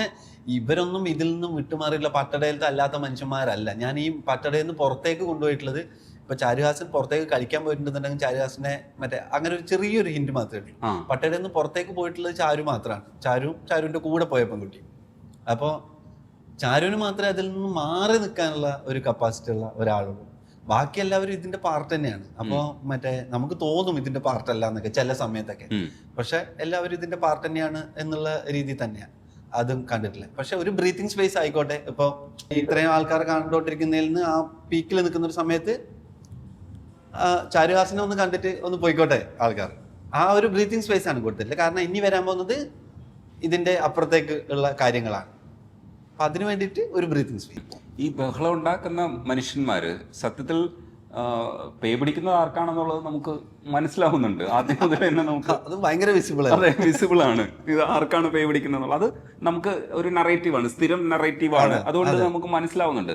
പക്ഷെ ഈ ബഹളം ഉണ്ടാക്കുന്നവരുടെയൊക്കെ ഒരു പുരുഷത്വം ഉണ്ടല്ലോ, ആ ഭാവം ഉണ്ടല്ലോ. കാരണം മറ്റേ പെണ്ണാണല്ലോ ഇതില് വരുന്നത്. അപ്പോൾ ഇതെല്ലാത്തിനെ അടിച്ചൊറ്റ സെന്റൻസിൽ അവൾ വളരെ സിമ്പിൾ ആയിട്ട് അത് ക്ലിയർ ചെയ്യുന്നുണ്ട്. ഇത്രയേ ഉള്ളൂ, ഇത് എങ്ങനെയല്ലേ, ഇതിങ്ങനെയല്ലേ എന്ന് ചോദിക്കുന്നുണ്ട്. അവിടെ ക്ലിയർ ആണ് കംപ്ലീറ്റ്. ഇവരുണ്ടാക്കിയ എല്ലാ ബഹളങ്ങളെയും റദ്ദ് ചെയ്യുന്നുണ്ട്. ഇത്രയ്ക്ക് മണ്ടക്കടിക്കണമായിരുന്നോ എന്നുള്ളതാണ് എന്റെ ചോദ്യം. അത്രക്കെങ്കിലും മണ്ടയ്ക്ക് അടിക്കണ്ടേ എന്നുള്ളതാണ്. അത് ഞാൻ പിന്നെ കുറഞ്ഞു പോയോ എന്നുള്ളതാണ്. അങ്ങനെയൊക്കെ കൊടുത്താൽ മതിയോ എന്നുള്ളതാണ്. അതിപ്പോ നമ്മളെ കണ്ണാടിയിൽ നോക്കിയിട്ട് നിനക്ക് ഇത്രയൊന്നും കിട്ടിയാ പോരാടാ എന്ന് പറയുന്ന പോലെയാ. അപ്പൊ അതൊക്കെ നമുക്ക് പറയാം. നമ്മൾ അങ്ങനെയൊക്കെ പറയണം എന്നാണ് ഞാൻ വിചാരിക്കുന്നത്. അത് പറ്റുമ്പോ പറയാം. പക്ഷെ ഞങ്ങൾ ഇങ്ങനെയൊന്നും പറയേണ്ടി വരും. അല്ല, അതുമല്ല, അതെന്താണെന്നറിയാമോ, ഹൈപ്പിട്ടൊക്കെ നിങ്ങൾ ബഹളം ഉണ്ടാക്കി ലൗഡാക്കൊക്കെ പറഞ്ഞിരുന്നെങ്കിലുണ്ടല്ലോ, കമ്മീഷണറെ പോലെ കിങ്ങിലേക്ക് പോലെ ഡയലോഗ് അടിച്ചിരുന്നെങ്കിൽ നമുക്ക് ഇത്രയും വേദനിക്കില്ലായിരുന്നു. ഇത് വളരെ നിസ്സാരമായിട്ട് വന്നിട്ട് അതെങ്ങനെയല്ലേ ചേട്ടാ, അപ്പൊ ഇതിങ്ങനെയാണ്, അയ്യോ അപ്പൊ നമ്മൾ ഇത്രയും നേരം ഉണ്ടാക്കിക്കൊണ്ടുവന്ന ബഹളമൊക്കെ അത് വല്ലാത്തൊരു ചെയ്തായി പോയി കേട്ടോ. നിങ്ങൾ എങ്ങനെ ചിന്തിക്കുന്നതെന്ന് ആ പ്രോസസ്സ് ഞാൻ ശരിക്കും എൻജോയ് ചെയ്യായിരുന്നു. എങ്ങനെ നിങ്ങളുടെ തലക്കകത്ത് ഈ പ്രോസസ്സ് നടക്കുമ്പോൾ നിങ്ങൾ എത്രമാത്രം ഇത് കണ്ടിട്ട് വണ്ടർ അടിച്ചിട്ടുണ്ടാവും എന്നുള്ളതാണ്. എല്ലാവരും ഒരു പട്ടടയിലെ ജീവിക്കുന്ന മനുഷ്യന്മാരെ പോലെയാണ് നമ്മൾ പെരുമാറിക്കൊണ്ടായിരുന്നത് ഷൂട്ടിന്റെ ഒക്കെ സമയത്തെ. അതുകൊണ്ട് ഇതൊന്നും അങ്ങനെ ഉണ്ടാക്കിയെടുക്കുക ഞങ്ങൾ ആ സമയത്ത് ഇപ്പൊ നമ്മൾ കാണുമ്പോൾ കുഴപ്പമില്ല എന്നൊക്കെ തോന്നുന്നുണ്ടെന്നുണ്ടെങ്കിലും ആ സമയത്ത് അത് അങ്ങനെ ഞങ്ങൾക്കൊരു ബുദ്ധിമുട്ടായി തോന്നിയിട്ടില്ല. കാരണം ഞങ്ങൾ എല്ലാവരും അതിലായിരുന്നു. അപ്പൊ ഇങ്ങനെയാണ്. അപ്പോൾ രവി ഞാനും കൂടി സംസാരിച്ചിട്ട് നമുക്ക് ഇതിങ്ങനെയാണ് എന്ന് തീരുമാനിച്ചു കഴിഞ്ഞാൽ അത് കമ്മ്യൂണിക്കേറ്റ് ചെയ്യാനുള്ളത് എൻ്റെ മെയിൻ ടെക്നീഷ്യന്മാരോടും എൻ്റെ ADസിനോടുമാണ്. അപ്പോൾ അവർ എന്നെ വിശ്വസിക്കുമായിരുന്നു. അങ്ങനെ ഒരു വിശ്വസിക്കുന്ന ഒരു ഗ്രൂപ്പ് ഉണ്ടാകുമ്പോഴാണ് നമുക്ക് അത് കൺവിക്ഷൻ ഉണ്ടാവുന്നത്. എൻ്റെ കൺവിക്ഷനിൽ അവർ പരിപൂർണരായിട്ട് വിശ്വസിച്ചിരുന്നു. അതാണ് ആ ജേണി അങ്ങനെ സാധ്യമാകുന്നത്. അപ്പോൾ ചിന്തിക്കുന്നത് സ്വാഭാവികം, നമ്മളെ തോട്ട് ഇങ്ങനെയാണല്ലോ വരുന്നത്. അപ്പോൾ അതിനെ എലാബറേറ്റ് ചെയ്ത് വരുമ്പോഴും സീനുകളാക്കുമ്പോഴും ഇങ്ങനെയൊക്കെ തന്നെയല്ലേ ഇരിക്കുള്ളൂ. ഈ തിങ്കളാഴ്ച നിശ്ചയം പോലെ ഒരു സിനിമ സംഭവിക്കുന്ന സമയത്ത്, ഈ സിനിമ സംഭവിച്ചതിന് ശേഷം നമുക്ക് പറയാം അസാധ്യ സിനിമയാണ്. പക്ഷേ ഇത് തലച്ചോറിലിരിക്കുന്ന സമയത്ത് ഇങ്ങനെ ഒരു സിനിമ, ഇങ്ങനെ ഒരു കാസ്റ്റ് വെച്ചിട്ട് ഒന്നുമില്ലാതെ തന്നെ നമ്മൾ ഇത്രയും, അതായത് നമ്മുടെ മലയാള സിനിമയുടെ പ്രധാനപ്പെട്ട ഒരു സിനിമയായിട്ട് തിങ്കളാഴ്ച നിശ്ചയം നമ്മൾ കണക്കുകൂട്ടുന്ന ഒരവസ്ഥയിലേക്ക് മാറ്റിയെടുക്കുക, അത് എത്രത്തോളം സന്തോഷം കിട്ടുന്ന ഒരു പ്രോസസ്സായിരുന്നു? ശരി, ഭയങ്കര സന്തോഷം ഉണ്ടാക്കിയ പ്രോസസ്സായിരുന്നു. കാര്യം തിങ്കളാഴ്ച നിശ്ചയം എന്ന് പറയുന്ന സിനിമയുടെ കാസ്റ്റിംഗ് ഡയറക്ടറായിട്ട് ഞാൻ ഇവിടത്തേക്ക് എത്തുകയാണ്. അത് കഴിഞ്ഞിട്ട് എന്നോട് ഇതിൽ വർക്ക് ചെയ്യാൻ പറയുന്നു, ക്രിയേറ്റീവ് ഡയറക്ടറായിട്ട് വർക്ക് ചെയ്യാൻ പറയുന്നു. അപ്പോഴാണ് ഞാൻ ഫുൾ സ്ക്രിപ്റ്റ് പൂർണ്ണമായിട്ട് തറവായിട്ട് വായിക്കുന്നത്. തറവായിട്ട് വായിക്കുമ്പോൾ തന്നെ ആ സ്ക്രിപ്റ്റിനുള്ള ഭയങ്കരമായിട്ടുള്ളൊരു ഒരു സ്റ്റേറ്റ്മെൻ്റ് ഉണ്ട് ആ സ്ക്രിപ്റ്റിലൂടെ വെക്കുന്ന. കുടുംബത്തിൻ്റെ പൊളിറ്റിക്കൽ ജനാധിപത്യ അവസ്ഥയെ കുറിച്ചിട്ട്, കുടുംബത്തിനെ വെച്ചിട്ട് വോട്ടെടുപ്പ് നടത്തുന്ന സ്റ്റേജിലേക്ക് എത്തുന്ന ആ ജേണി ഉണ്ടല്ലോ, ഒരു കുടുംബത്തിൻ്റെ ജേണി, അതെനിക്ക് ഭയങ്കര ഇഷ്ടമായി. അപ്പം നമ്മൾ സിനിമ ചെയ്തുകൊണ്ടിരിക്കുമ്പോഴും ചെന്നൈയും പിന്നെ നമ്മളെല്ലാവരും പറഞ്ഞുകൊണ്ടായിരുന്നു, അത് ഈ വോട്ടെടുപ്പ് തന്നെ നമുക്ക് നടത്താൻ പറ്റുന്ന പാകത്തിന് അത് അതിനാടകീയമായി പോകില്ലേ എന്നുള്ള രീതിയിലായിരുന്നു ആ സിനിമ പോകുന്നത്. അപ്പോൾ ആ അതിനാടകീയത വിശ്വസിക്കാൻ പാകത്തിനുള്ള രീതിയിലേക്ക് നമുക്ക് ആ എനർജി അവിടത്തേക്ക് കൊണ്ടെത്തിക്കണം എന്നുള്ളതാണ് ആ സിനിമയുടെ പ്രോസസ്സ്. അതിന് ഈ ഇത്രയും കിടിലൻ ആക്ടേഴ്സ് വേണം നമുക്ക്. അവർ ഓരോ സാധനങ്ങളും അവർ ഭയങ്കര വിശ്വസിച്ചിട്ട് പറയണം, വിശ്വസിച്ചിട്ട് പെർഫോം ചെയ്യണം. അങ്ങനെ ഒരു ജേണി ആയിരുന്നു അത്. ഭയങ്കര ലീനിയറായിട്ട്, നമ്മൾ പരമാവധി ലീനിയറായിട്ട് തന്നെ ഷൂട്ട് ചെയ്തതാണ്. ഇവർക്ക് കഥ അറിയില്ലായിരുന്നു ആക്ടേഴ്സിനൊന്നും. അപ്പോൾ എല്ലാവരും ഓരോരോ സീൻ കഴിയുമ്പോൾ കഥ അങ്ങനെ മനസ്സിലാക്കി വരികയായിരുന്നു. അപ്പോൾ അത് ഓരോ സീൻ എത്തുമ്പോഴും അവർക്കൊരു ഫ്രഷ്നെസ് ഉണ്ടായിരുന്നു. ഇത് ഇപ്പോൾ മനസ്സിലാക്കിയ കാര്യമാണ് അവർ ചെയ്യുന്നത്, പെർഫോം ചെയ്യുന്നത്. അങ്ങനത്തെ ഒരു ഫ്രഷ്നെസ് ഉണ്ടായിരുന്നു ആ ജേണിക്ക്. പിന്നെ സെന്നാഗ്ദയുടെ, അതായത് ആ സിനിമയുടെ ഏറ്റവും നല്ല കാര്യമായിട്ട് ഞാൻ വിചാരിക്കുന്നത്, അതിൻ്റെ കോൺസെപ്റ്റും ഐഡിയ ഒക്കെ ഗംഭീരമാണെന്നുണ്ടെങ്കിലും അതിനെ ഒരു സിനിമയായിട്ട് ആൾക്കാർ ഇത്രയധികം ആക്സെപ്റ്റ് ചെയ്തതിൻ്റെ കാരണം എന്ന് വെച്ച് കഴിഞ്ഞാൽ അതിൻ്റെ ഒരു കൊളോക്കിയൽ സ്വഭാവം. ആ ഗ്രാമത്തിൽ, അതിന് കാഞ്ഞങ്ങാടുള്ള ഒരു ഗ്രാമത്തിലേക്ക് കൊണ്ടുപോയി വെച്ചതിൻ്റെ കൊളോക്കിയൽ സ്വഭാവം കൊണ്ടാണ് അതിന് ഒരു ഒറ്റ പാക്കായിട്ട് ഒരു പ്രൊഡക്റ്റ് പോലെ നമുക്ക് കിട്ടുന്നത്.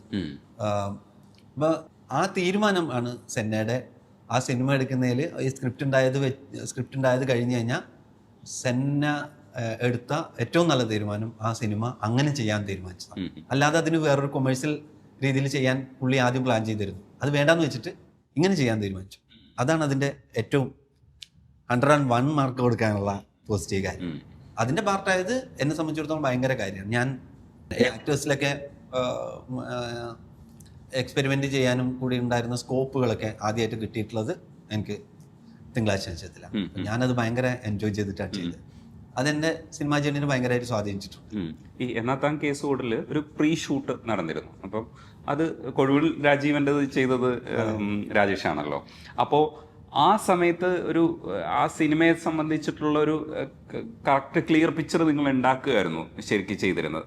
ഈ സിനിമ ചെയ്യുമ്പോൾ അങ്ങനെ എന്തെങ്കിലും ഒരു പ്രീ വർക്ക് നടന്നിട്ടുണ്ട്? കാരണം ഇത് അതേപോലെയും അല്ല, അത് നമുക്ക് എങ്ങനെയെങ്കിലുമൊക്കെ ഒപ്പിക്കാമെന്നെങ്കിലും വിചാരിക്കാം.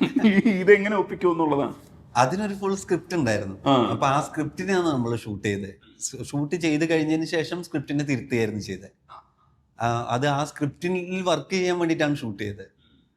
ഇത് നമ്മൾക്ക് ഫുള്ളായിട്ടുള്ള സ്ക്രിപ്റ്റ് ഇല്ല. എനിക്കും രവിക്കും മാത്രം അറിയാവുന്ന ഫുൾ ഐഡിയ മാത്രമാണ്. ഇതിൻ്റെ ഒരു ബ്ലൂ പ്രിന്റ് ഉണ്ട്, ഒരു സ്ക്രിപ്റ്റ് ഉണ്ട്, സ്ക്രിപ്റ്റ് ഫോമാറ്റിലൊരു പുസ്തകമുണ്ട് നമുക്ക്.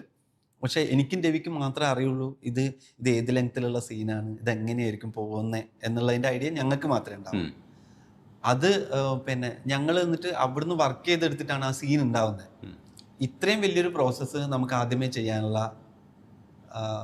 പിന്നെ ടൈമും പൈസയും നമുക്ക് അനുവദനീയമല്ല മലയാള സിനിമ പ്രൊഡക്ഷനിൽ.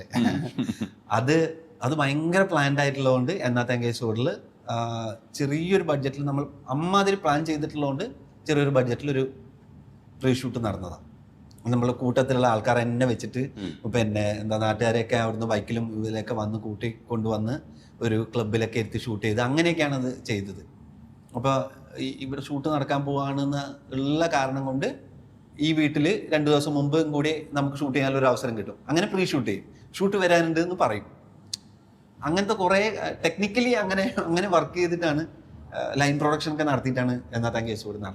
എൻഡിലേക്ക് എത്തുമ്പോൾ ഇവിടെ നിൽക്കാൻ പറ്റാത്തത് കൊണ്ട് ആണ് ഈ ഉരുണ്ട ഭൂമി ഇങ്ങനെ പരന്ന് കിടക്കുകയല്ലേ എന്ന് ചോദിക്കുന്നിടത്ത് 2-3 പ്രശ്നങ്ങളുണ്ട്. പ്രശ്നം എന്ന് വെച്ചാൽ പ്രശ്നമല്ല ഞാൻ പറയുന്നത്, പോസിറ്റീവായിട്ടും നെഗറ്റീവായിട്ടും നമുക്ക് എടുക്കാം, പിന്നെ ഫിലോസഫിക്കലായിട്ട് എടുക്കാം, പിന്നെ പൊളിറ്റിക്കൽ ബൗണ്ടറീസിൻ്റെ ഒരു സാധനം മറികടക്കുകയാണ്. ആ പുഴ കടന്നു കഴിഞ്ഞാൽ സത്യത്തിൽ അതൊരു പൊളിറ്റിക്കൽ ബൗണ്ടറി പോലെയാണ്. അപ്പുറത്ത് വിശാലമായ ഒരു ലോകമാണ് നിങ്ങൾ വിഭാവനം ചെയ്യുന്നത്.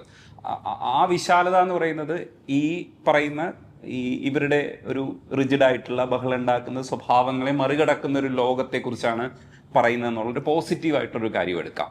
എന്നാൽ ഇവിടുന്ന് ഓടിപ്പോവാന്ന് പറയുന്ന പെട്ടെന്ന് കിട്ടുന്ന പ്രത്യക്ഷ അർത്ഥം എടുക്കാം. അപ്പോൾ പ്രത്യക്ഷ അർത്ഥത്തിലാണെങ്കിൽ ഞാൻ കൂടെ നിൽക്കില്ല, ഓടിപ്പോവൽ ഒരിക്കലും നല്ലതല്ല. സർവൈവ് ചെയ്യണം എന്നുള്ളതും ഫൈറ്റ് ചെയ്യണം എന്നൊക്കെ ഉള്ളൊരു സ്പിരിറ്റാണ് നമുക്കുള്ളത്. പക്ഷെ അങ്ങനെ അല്ല കേട്ടോ, തീർച്ചയായിട്ടും എന്തും സംഭവിക്കാം എന്നുള്ളതാണ്. അത് നിങ്ങളെ മനസ്സിൽ എങ്ങനെ വേണം എടുക്കാം. പക്ഷെ നിങ്ങൾ പോസിറ്റീവായിട്ടുള്ളൊരു എൻഡിങ് ആണ് ശരിക്കും പ്രതീക്ഷിക്കുന്നത് അല്ലേ?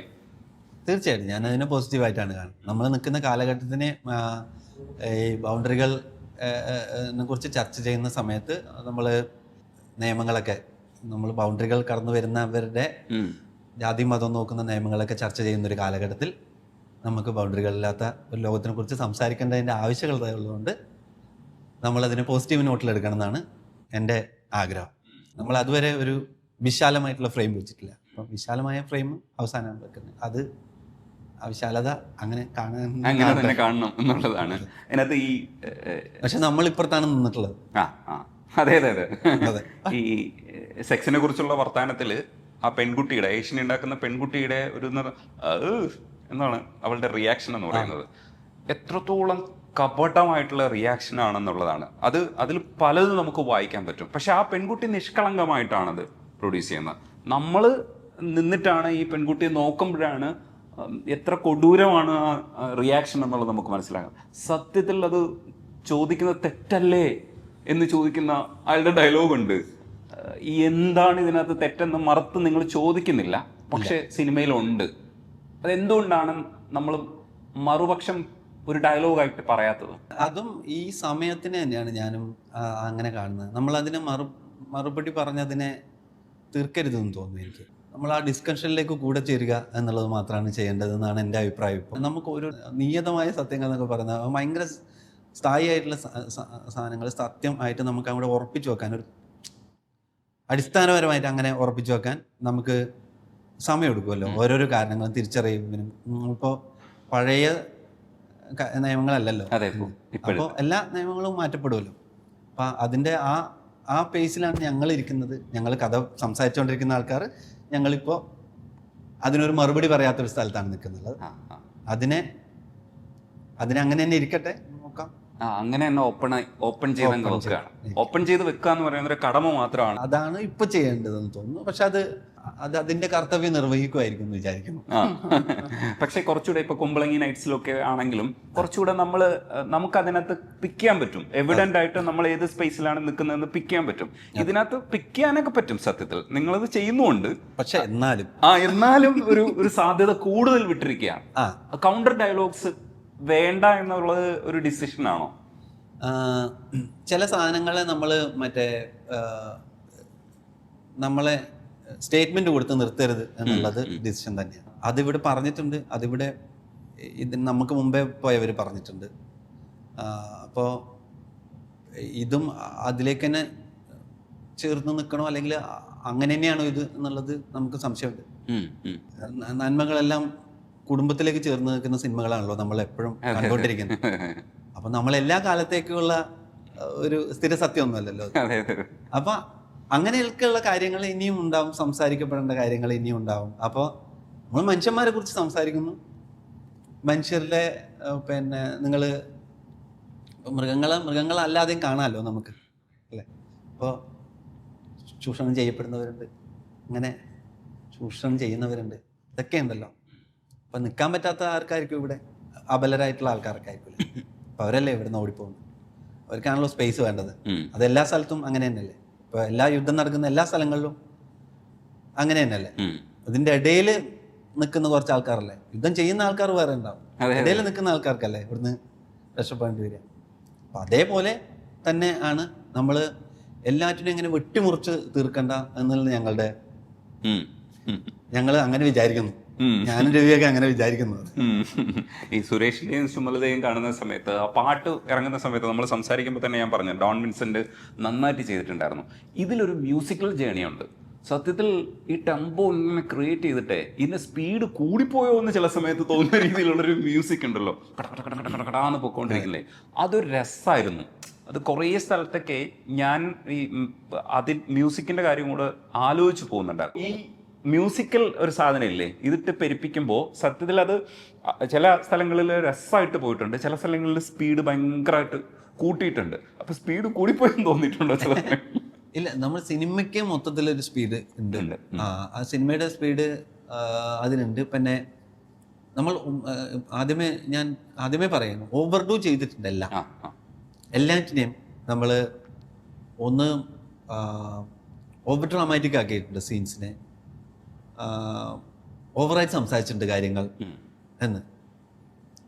അത് എല്ലാറ്റിലും ചെയ്തിട്ടുണ്ട്, എല്ലാ ഡിപ്പാർട്ട്മെൻറ്റിലും അത് ചെയ്തിട്ടുണ്ട്. ഇപ്പോൾ നമ്മൾ കളേഴ്സ് കാണിക്കുന്നതായി കഴിഞ്ഞാലും അങ്ങനെ കുറച്ച് ഒരു പൊടിക്ക് കൂടുതലാണ് കളേഴ്സ്, അങ്ങനെ എല്ലാറ്റിലും ഉണ്ട് അത്. അതേപോലെ മ്യൂസിക്കിലും ചില സമയത്ത് ഉണ്ടാവാം. ഇതിൻ്റെ കൂടെ ബ്ലെൻഡായി നിൽക്കാൻ തന്നെയാണ് നമ്മൾ ഉദ്ദേശിച്ചിട്ടുള്ളത്. പക്ഷെ ചില സമയത്ത് അവിടെ ചെയ്തെന്ന് തോന്നിയേക്കാം. അതിലേക്കും കൂടി ശ്രദ്ധ പോയി കഴിഞ്ഞാലും കുഴപ്പമില്ല എന്ന് വിചാരിച്ചിട്ട്. അത് കാരണം ഇതൊരു മെഡിറ്റേറ്റീവായിട്ട് കാണേണ്ട ഒരു സിനിമയായിട്ട് ഞാൻ കാണുന്നില്ല. അപ്പൊ ഇതൊരു ബഹളത്തിൽ നിന്നോട്ടെ, ആ ബഹളമാണ് മൊത്തം. അതെ അതെ അതെ, ആ ബഹളത്തിൽ തന്നെ നമുക്ക് ചിലപ്പോൾ സിനിമ കഴിഞ്ഞിട്ട് ഓടിപ്പോണം തോന്നിക്കഴിഞ്ഞാലും കുഴപ്പമില്ല എന്നുള്ള ബഹളത്തിലേക്ക് നിന്നോട്ടെ എന്ന് തീരുമാനിച്ചതാണ്. അപ്പം പക്ഷെ അത് ഡോൺ അതിന് ഭയങ്കര ബ്രില്യൻ്റ് ആയിട്ട് ഡീൽ ചെയ്തു. ഇതിലെ പാട്ടുകൾ ഒന്നും ഗാനശാലക്ക് ഒരു തരം ഇതിൽ സംഭാവന കൊടുക്കുന്നില്ല. ഞങ്ങൾ ഇതിന് സിനിമക്ക് വേണ്ടിയിട്ട് ആദ്യം ചെയ്തിട്ടുള്ള പാട്ടുകളാണ്. ജീവിതത്തിൽ ഈ പോകുന്നൊരു ജേണി ഉണ്ട്. നിങ്ങളൊരു ഇൻട്രോവേർട്ട് ആയിട്ടുള്ള മനുഷ്യനായിട്ടാണ് പൊതുവിൽ മീഡിയയിലൊക്കെ പ്രത്യക്ഷപ്പെട്ടിട്ടുള്ളത്. പക്ഷെ നിങ്ങൾ അങ്ങനെ അല്ല എന്നുള്ളതാണ് എനിക്ക് ഈ സിനിമ കാണുമ്പോൾ മനസ്സിലാവുന്നത്. ഇല്ലെങ്കിൽ അതെങ്ങനെയാണ് ഞാൻ കാണേണ്ടത്? ഞാൻ അങ്ങനെ ഇൻട്രോവേർട്ടാണെന്ന് തോന്നുന്നില്ല. ഞാൻ ഭയങ്കര നമ്മൾ കാസർഗോഡ് നിന്നൊക്കെ വന്നിട്ടുള്ളതുകൊണ്ടും അങ്ങനെ ഒരു ചുറ്റുപാടിൽ നിന്നൊക്കെ വന്നിട്ടുള്ളതുകൊണ്ടായിരിക്കും എനിക്ക് ഭയങ്കര എല്ലാറ്റിനും ഒരു പേടി ഉണ്ടായിരുന്നു. അത് എൻ്റെ അമ്മയെന്നൊക്കെ കിട്ടിയതായിരിക്കും തോന്നുന്നു. എനിക്ക് എല്ലാറ്റിനും ഒരു ചെറിയൊരു പേടിയോടെയാണ്. എനിക്ക് ഭയം നമ്മുടെ എപ്പോഴും ഉണ്ടാകുന്ന ഒരു വികാരമാണ്, അതുണ്ടായിരുന്നു. ഈ സംസാരിക്കാൻ കംഫർട്ടബിൾ ആകുന്ന ഒരു സ്ഥലത്താണെന്നുണ്ടെങ്കിൽ ഞാൻ വാചാലനായിട്ടുള്ള ഒരാളാണ്, ഭയങ്കരമായിട്ട് സംസാരിക്കുന്ന ഒരാളാണ്. സംസാരിക്കാൻ തോന്നുന്ന ആൾക്കാരോട് കുറേയധികം സംസാരിക്കും. അപ്പം ഈ സിനിമ എന്ന് പറയുന്നത് ഞങ്ങളിങ്ങനെ ഞാൻ എൻ്റെ പേഴ്സണൽ സമയത്തൊക്കെ എൻ്റെ സുഹൃത്തുക്കളോടൊക്കെ ഞാൻ ഇങ്ങനെ ഇരുന്ന് സംസാരിച്ചുകൊണ്ടിരിക്കും. മടുത്തിട്ടായിരിക്കും ചിലപ്പോൾ അവരൊക്കെ എണീറ്റ് പോകുന്നത്. അപ്പൊ അത്രയും സംസാരിക്കുന്ന ഒരാളുടെ സിനിമയാണെന്ന് തോന്നുന്നത്. ആയിരിക്കും. എനിക്ക് തോന്നുന്നു നിങ്ങൾ ഒതുങ്ങി നടക്കണോണ്ട് എല്ലാ ബഹളവും കൂടെ എടുത്ത് സിനിമയിൽ വെച്ചിട്ടുണ്ട്. നിങ്ങൾ കുറെ സാധനങ്ങൾ അങ്ങനെയാണ് നമുക്ക് ചെയ്യാൻ പറ്റാത്തതൊക്കെ സിനിമയിൽ ചെയ്തിട്ടുണ്ട്. ഈ മദനോത്സവത്തിൽ ആ തോക്ക് പിടിച്ചിട്ട് നിൽക്കുന്ന ആ സീനില്ലേ, ഗംഭീര സീനാ. അപ്പൊ എനിക്ക് ആ സീന് കണ്ടിട്ട് അസാധ്യമായിട്ട് വർക്കായ ഒരു സാധ്യതയാണ് ആ സീൻ. അതെ, ആ തോക്ക് വെച്ചിട്ടുള്ള കുറെ ആ പരിപാടി ഇല്ലേ, മദനോത്സവം എന്ന് ഓർക്കുമ്പോ തന്നെ ഇപ്പൊ സുരാജേട്ടനെയൊന്നും അല്ല ഞാൻ ഓർക്കുന്നത്, ആ സീനാണ് തോക്ക് വെച്ചിട്ടുള്ള സീൻ. നിങ്ങൾ 2 ആക്ടേഴ്സ് ഉണ്ടല്ലോ, അതിനകത്ത് രസമായിട്ട് ചെയ്തിട്ടുണ്ടായിരുന്നു. ആ സിനിമയൊക്കെ ശരിക്കും അന്നതൊരു മുംബൈ നടപ്പാണ്. അന്ന് അങ്ങനെയല്ലല്ലോ നമ്മൾ കോമഡിയെ കൈകാര്യം ചെയ്യുന്നത്. ഇത് വേറൊരു തരത്തിൽ കോമഡിയെ കൈകാര്യം ചെയ്യുമ്പോൾ അങ്ങനെയൊക്കെയുള്ള തോട്ട് വരുമ്പോഴേ അത് ഷൂട്ട് ചെയ്യുന്ന സമയത്തൊക്കെ നിങ്ങൾ എത്രത്തോളം കംഫർട്ടബിൾ ആയിരിക്കും? അത് ഇത് വർക്കാവില്ല എന്നൊക്കെയുള്ള ഇല്ല, നമുക്ക് വർക്കാവുന്നതുകൊണ്ടാണ് നമ്മൾ അങ്ങനെ ചെയ്യുന്നത്. ആക്ച്വലി വർക്കാവുന്നു നമ്മളൊരു 100% പ്രതീക്ഷിച്ചിട്ടാണ്. അപ്പോൾ ഇനിയിപ്പോ വർക്കാവില്ലായിരിക്കും, പക്ഷെ അന്ന് ആ സമയത്ത് നമ്മൾ അങ്ങനെ ചിന്തിക്കുന്നില്ല. ഇത് വർക്കാണ് വിചാരിച്ചിട്ടാണ് നമ്മൾ ചെയ്യുന്നത്. ആ കൺവിക്ഷനോടെയാണ് സമീപിക്കുന്നത്. പോയാ പോയി, എന്ത് ചെയ്യാൻ. മനസ്സിനകത്ത് കുറേ സ്വപ്നങ്ങൾ ഉണ്ടാവും. ഒരുപാട് കാലം കുറേ സിനിമകൾ തലച്ചോറിലുണ്ട്, പല കൈൻഡ് ഓഫ് സിനിമകൾ ഉണ്ടാവും. അടുത്ത് ഞാൻ പ്രഡിക്റ്റ് ചെയ്യുന്നത് ഒരു പക്ക കൊമേഴ്സ്യൽ എന്നുള്ള രീതിയിൽ അപ്രോച്ച് ചെയ്യുന്ന ഒരു സിനിമയിലേക്ക് അടുത്ത് വരുന്നതെന്നാണ് ഞാൻ വിചാരിക്കുന്നത്. എനിക്ക് അറിഞ്ഞൂടാ കേട്ടോ, ഞാൻ രാജേഷിൻ്റെ അടുത്ത് സംസാരിച്ചപ്പോഴും എനിക്ക് മനസ്സിലായിട്ടില്ല. സത്യത്തിൽ അങ്ങനെ കുറേ പ്ലാൻസ് മനസ്സിലുണ്ടെന്നാണ് ഞാൻ കരുതുന്നത്. സത്യമാണോ? നമ്മളിവിടെ ഇൻഡസ്ട്രിയിൽ നിൽക്കുക, ഇവിടെ നമുക്ക് വേറെ തൊഴിലൊക്കെ അറിയുന്നൊരു കാലമൊക്കെ കഴിഞ്ഞു, ഇപ്പോൾ ഇതിലേക്ക് മാത്രമായി. അപ്പോൾ ഇവിടെ നിൽക്കുക എന്നുള്ളതും ജീവിതം നിലനിർത്തുക എന്നുള്ളതും നമ്മുടെ ഉദ്ദേശമായിരുന്നതുകൊണ്ട് നമ്മൾ ആൾക്കാർക്ക് കമ്മ്യൂണിക്കേറ്റ് ചെയ്യുന്ന സിനിമകൾ എടുക്കുക എന്നുള്ളത് തന്നെയാണ് പ്ലാൻ. വലിയൊരു സിനിമ പ്ലാൻ ഉണ്ട്. ഞാൻ മുമ്പേ അനൗൺസ് ചെയ്തിരുന്നു, മരണവംശം എന്ന് പറഞ്ഞ PV ഷാജികുമാറിൻ്റെ നോവലിനെ അടിസ്ഥാനപ്പെടുത്തിയിട്ടുള്ള, അത് കുറച്ച് വലിയ സിനിമയാണ്, അതിന് അത്രയും പണികൾ ആവശ്യമുള്ള സിനിമയാണ്. അതുകൂടാതെ രവിക്ക് വേണ്ടിയിട്ടൊരു സിനിമ എഴുതുന്നതിൽ ഞാൻ പാർട്ടാവുന്നുണ്ട്. പിന്നെ ഒരു സിനിമയും കൂടി പ്ലാനിലുണ്ട്. അതൊരു കുഞ്ഞു സിനിമയാണ്, കുട്ടികളുടെ സിനിമ പോലത്തെ ഒരു സിനിമയാണ്. ഇതൊക്കെ ആഗ്രഹമുള്ളതാണ്. ഈ ചിൽഡ്രൻ ഓഫ് ഹെവൻ പോലെ മജീദിയുടെ ഒരു കൈൻഡ് ഓഫ് അട്രാക്ഷൻ ഉണ്ടാവും? ഇല്ല. മജീദിനെ ഞാനൊരു ഫിക്ഷൻ ആയിട്ട് കാണുന്നത്, ഞാൻ മുത്തശ്ശി കഥ കാണുന്ന പോലെ അവിടെ ഏതോ നാട്ടിൽ, അതെ, അറബി നാട്ടിൽ നടക്കുന്ന 1001 രാവുകളിലൊക്കെ വായിക്കുന്നത്, അങ്ങനെ ആ കഥ ഇതല്ല നമ്മളെ കേരളത്തിലെ കുട്ടികളുടെ കഥ. ഈ നായയുടെ കാര്യം പറഞ്ഞപ്പോ അവനെ ചെറുതിലെ വാങ്ങിച്ചതാണല്ലേ നിങ്ങള്? ഞങ്ങൾ 4 മാസം പ്രായം ഉണ്ടാകുമ്പോ വന്നതാണ് അവൻ. ഫസ്റ്റ് സൈറ്റ് ആയിരുന്നു. അല്ല, അപ്പൊ ഈ പുള്ളിയൊക്കെ ഉള്ളത് നിങ്ങൾ എങ്ങനെ അത് അങ്ങനെ തന്നെ? ഞങ്ങൾക്കൊരു നായ വേണമെന്നുണ്ടായിരുന്നുള്ളൂ ആദ്യം. പിന്നെ ഡാൽമേഷ്യൻ വന്നു കഴിഞ്ഞ് ഡാൽമേഷ്യന്റെ ഞങ്ങൾ കുറെ പടം കണ്ടു കഴിഞ്ഞപ്പോൾ ഇവനെയും കൂടി കണ്ടു കഴിഞ്ഞപ്പോൾ ഞങ്ങൾക്ക് ഈ ബ്ലാക്ക് ആൻഡ് വൈറ്റ് നമുക്ക് വേണം എന്ന് തോന്നി. കാണാൻ ഭയങ്കര രസമായിരിക്കും. പിന്നെ അവൻ എവിടെയും ആൾക്കൂട്ടത്തിന്റെ നടുക്ക് പ്ലേസ് ചെയ്യാൻ പറ്റും അവനെ, അങ്ങനെ തോന്നി. പിന്നെ ഈ ബ്ലാക്ക് ആൻഡ് വൈറ്റും നമുക്ക് ഇഷ്ടപ്പെട്ടു. ഈ രാജേഷിന്റെ സിനിമകളും രാജേഷിന്റെ ആക്ടിങ്ങും ഒക്കെ കുടുംബത്തിലുള്ള ആൾക്കാരും ബാക്കിയുള്ള ഒരു വൈഫും ഒക്കെ എങ്ങനെയാണ് അതിനെ കാണുന്നത്, അഭിപ്രായം പറയുന്നത് എന്താണ്? വിമർശന നല്ല ഇപ്പോ ദീപ്തി പിന്നെ ഭയങ്കര വിമർശിക്കും. ഇഷ്ടമായില്ല എന്ന് തന്നെ പറയും. പിന്നെ ഫാമിലിക്കൊക്കെ, അപ്പം അവർക്കൊക്കെ ഞാൻ എന്ത് ചെയ്യുന്നതും വലിയ കാര്യമാണ് അവർ. കാരണം അവർ അത് ഞാൻ ആ നാട്ടിലുണ്ടായിരുന്ന അപ്പോൾ ഞാൻ കണ്ടുന്ന പോലെ തന്നെ എനിക്ക് സ്വപ്നം പോലും കാണാൻ പറ്റാത്തൊരു സ്ഥലത്താണ് ഞാനിപ്പോൾ ഇരിക്കുന്നത്, അന്നത്തെ എന്നെ വെച്ച് നോക്കി. അപ്പം അതേപോലെയാണ് ഞാൻ എന്ത് ചെയ്യുന്നതും അവർ ഭയങ്കര അത്ഭുതത്തോടെയാണ് നോക്കി കാണുന്നത്. അവർക്ക് അറിയാം എന്തൊക്കെയോ ചെയ്യുന്നുണ്ട് എന്നൊക്കെ. അത് ദൂരത്ത് നിന്നിട്ട് ഭയങ്കര അത്ഭുതത്തോടെ നോക്കി എന്നെ പിന്നെ കാണുന്നതിലെ ഒരു ബഹുമാനമൊക്കെ കൂടുതലുണ്ട്. അങ്ങനെയാണ് എൻ്റെ വീട്ടിലൊക്കെ ഇപ്പോൾ അഭിനയിക്കുന്നുണ്ട് എന്നുള്ളത് അറിയാം. പക്ഷെ ഞാൻ ഈ ഇത്രയും 10-90 ദിവസം നിന്നിട്ടാണ് ഒരു സിനിമ കഴിയുന്നത് എന്നൊക്കെ ഉള്ളത് അങ്ങനെ മനസ്സിലാക്കാൻ, അതിൻ്റെ ഒരു പ്രോസസ്സിനെ ഒന്നും മനസ്സിലാക്കാൻ അവർക്ക് പറ്റില്ല. അപ്പം എൻ്റെ ചേച്ചിമാരെയൊക്കെ ഞാൻ ഷൂട്ടിങ്ങും പരിപാടികളൊക്കെ കാണിച്ചിട്ടുണ്ട്. അമ്മയൊന്നും അങ്ങനെ തീരുമാനമുണ്ടാവില്ല. ഇപ്പോൾ പിന്നെ എന്നെ മേക്കപ്പ് ചെയ്തിട്ട് മറ്റേ കണ്ടു കഴിഞ്ഞാൽ മുറിവൊക്കെ മുഖത്തൊക്കെ കണ്ടു കഴിഞ്ഞാൽ നമുക്ക് വിഷമാവും ഇപ്പോഴും. അയ്യോ എന്ന് പറഞ്ഞിട്ട് കണ്ണൊക്കെ നിറഞ്ഞിട്ട് മേക്കപ്പ് അല്ലേടാ, കണ്ണൊക്കെ നിറഞ്ഞിട്ട് ചോദിക്കും. ഈ പഠിക്കാൻ വരുന്ന സമയത്ത് തന്നെ പഠിക്കാൻ വിടാൻ പറ്റാത്തൊരു കണ്ടീഷനായിരുന്നു കുടുംബം എന്ന് പറയുന്നത്. പക്ഷെ എന്നിട്ടും ഒരു സിനിമാക്കാരനാവുക എന്ന് പറയുന്നത്, ഇപ്പം നമ്മളൊക്കെ തന്നെ ഈ ജോലി ബ്രേക്ക് ചെയ്തിട്ട് മാസശമ്പളം ബ്രേക്ക് ചെയ്തിട്ട് ഇതിനകത്തേക്ക് ഇറങ്ങാൻ പറ്റാത്തതുകൊണ്ടാണ് നമ്മൾ സിനിമയിലേക്ക് ഇറങ്ങി പെടാത്തത് എന്ന് നമ്മൾ ചിന്തിക്കുന്നുണ്ട്. അപ്പോഴാണ് അങ്ങനെ ഒരു ആള് വന്നിട്ട് സിനിമ സക്സസ് ആകുമ്പോൾ നമുക്ക് ഇൻസ്പയറിംഗ് ആണ് സക്സസ് ആയതിനു ശേഷം. പക്ഷെ നിങ്ങൾ ഇറങ്ങുന്ന സമയത്ത് നിങ്ങളുടെ നോവും വേവും അങ്ങനെ ആയിരിക്കില്ല. അതൊരു ബോധമില്ലായ്മയായിരുന്നു ഇറങ്ങിപ്പിച്ചത് ആക്ച്വലി. ഈ അതായത് ഇതിങ്ങനെ അല്ലായിരുന്നു എന്നുണ്ടെങ്കിൽ ഇതിൻ്റെ ഓപ്പോസിറ്റാണ് എൻ്റെ കഥ. അത് വളരെ ട്രാജിക്കായിരിക്കും. അങ്ങനെ ജീവിക്കാൻ ഭയങ്കര ബുദ്ധിമുട്ടായിരിക്കും. അപ്പോൾ ഇതിങ്ങനെയൊക്കെ നടന്നു എന്നുള്ളത് കൊണ്ടാണ് ഞാൻ ഈ പോസിറ്റീവ് നോട്ടിൽ ഇവിടെ ഒരു വർത്തമാനം പറയാനായിട്ട് ഇവിടെ ഉണ്ടാവുന്നത്. എനിക്ക് വീട്ടിൽ നിന്നൊക്കെ നല്ല സപ്പോർട്ടായിരുന്നു. അവർക്കൊന്നും ഇല്ലാന്നുണ്ടെങ്കിലും അവർ ഈ മാനസികമായിട്ട് ഭയങ്കര സപ്പോർട്ട് ചെയ്യും. എന്നെ ഈ ചെറുപ്പത്തിലെ പഠിക്കുന്നതൊക്കെ യു പി സ്കൂളിലൊക്കെ ഉണ്ടാകുമ്പോഴേ നാട്ടിൽ ബെസ്റ്റ് സ്റ്റുഡൻ്റൊക്കെയാണ്. അപ്പോൾ 10ാം ക്ലാസ്സിലൊക്കെ എത്തുമ്പോഴും അവറേജ് മുകളിലുണ്ട്. +2 എത്തുമ്പോഴും നാടകമൊക്കെ കളിക്കുന്നുണ്ട്, സ്റ്റേറ്റിലൊക്കെ പോകുന്നുണ്ട്, എബോ ആവറേജ് സ്റ്റുഡൻ്റാണ്. അപ്പോൾ ഞാൻ ആ കുടുംബത്തിൽ പിന്നെ എന്താ നമ്മുടെ ചുറ്റുവട്ടത്തൊക്കെ കാണുമ്പോൾ നന്നായിട്ട് പഠിക്കും, നന്നായിട്ട് കാര്യങ്ങളൊക്കെ ചെയ്യും. ആ വിശ്വാസം ആണ് അവർക്കുണ്ടായിരുന്നത്. ആ വിശ്വാസം തന്നെ അവരെ ഇങ്ങനെ ഡീൽ ചെയ്തുകൊണ്ട് അത് ഞാൻ ഇവിടം വരെ ഞാൻ പണിയെടുത്ത് പൈസ കൊടുക്കുന്ന അന്ന് വരെ അവർ ആ വിശ്വാസത്തിൽ വെയിറ്റ് ചെയ്തു. അതാണ് അതിൻ്റെ സത്യം. ഇവിടെ പഠിക്കുമ്പോഴും ചെറിയ എഡിറ്റിങ്ങും ഡോക്യുമെന്ററി മേക്കിങ്ങും അങ്ങനെയൊക്കെ പൈസ ഉണ്ടാക്കിയിരുന്നു അല്ലേ? അതെ. അപ്പൊ അങ്ങനെ തന്നെ ഒരു അടുപ്പം ഉണ്ടായിരുന്നു ഈ വിഷ്വലിനോട്. ഞാൻ പഠിച്ചത് വിഷ്വൽ മീഡിയ ആണ്. അപ്പോൾ കുറേ ഷോർട്ട് ഫിലിംസും പരിപാടികളൊക്കെ എടുത്തിട്ടുണ്ടായിരുന്നു. പിന്നെ ഈ ഷോർട്ട് ഫിലിംസൊക്കെ, ഒരു ഷോർട്ട് ഫിലിമൊക്കെ എടുത്തു കഴിഞ്ഞിട്ട് രവി ഒരു ഷോർട്ട് ഫിലിം എടുത്തു. അത് കഴിഞ്ഞിട്ട് ഞങ്ങൾക്ക് ഭയങ്കര കോൺഫിഡൻസ് ആയി. അങ്ങനെയാണ് ഞങ്ങൾ പിന്നെ കൊച്ചിയിലേക്ക് സിനിമ എന്ന് പറഞ്ഞിട്ട് ഇറങ്ങി പുറപ്പെടുന്നത്. ആ സമയത്ത് ഇവിടെ ഇറങ്ങി പുറപ്പെട്ട് കൊച്ചിയിലെത്തി താമസിക്കുന്ന സമയത്ത് നമുക്ക് എന്തെങ്കിലും വരുമാന മാർഗം വേണമല്ലോ.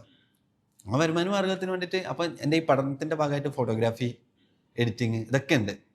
അപ്പോൾ എല്ലാം ചെയ്യും, പറ്റുന്നതെല്ലാം ചെയ്യും.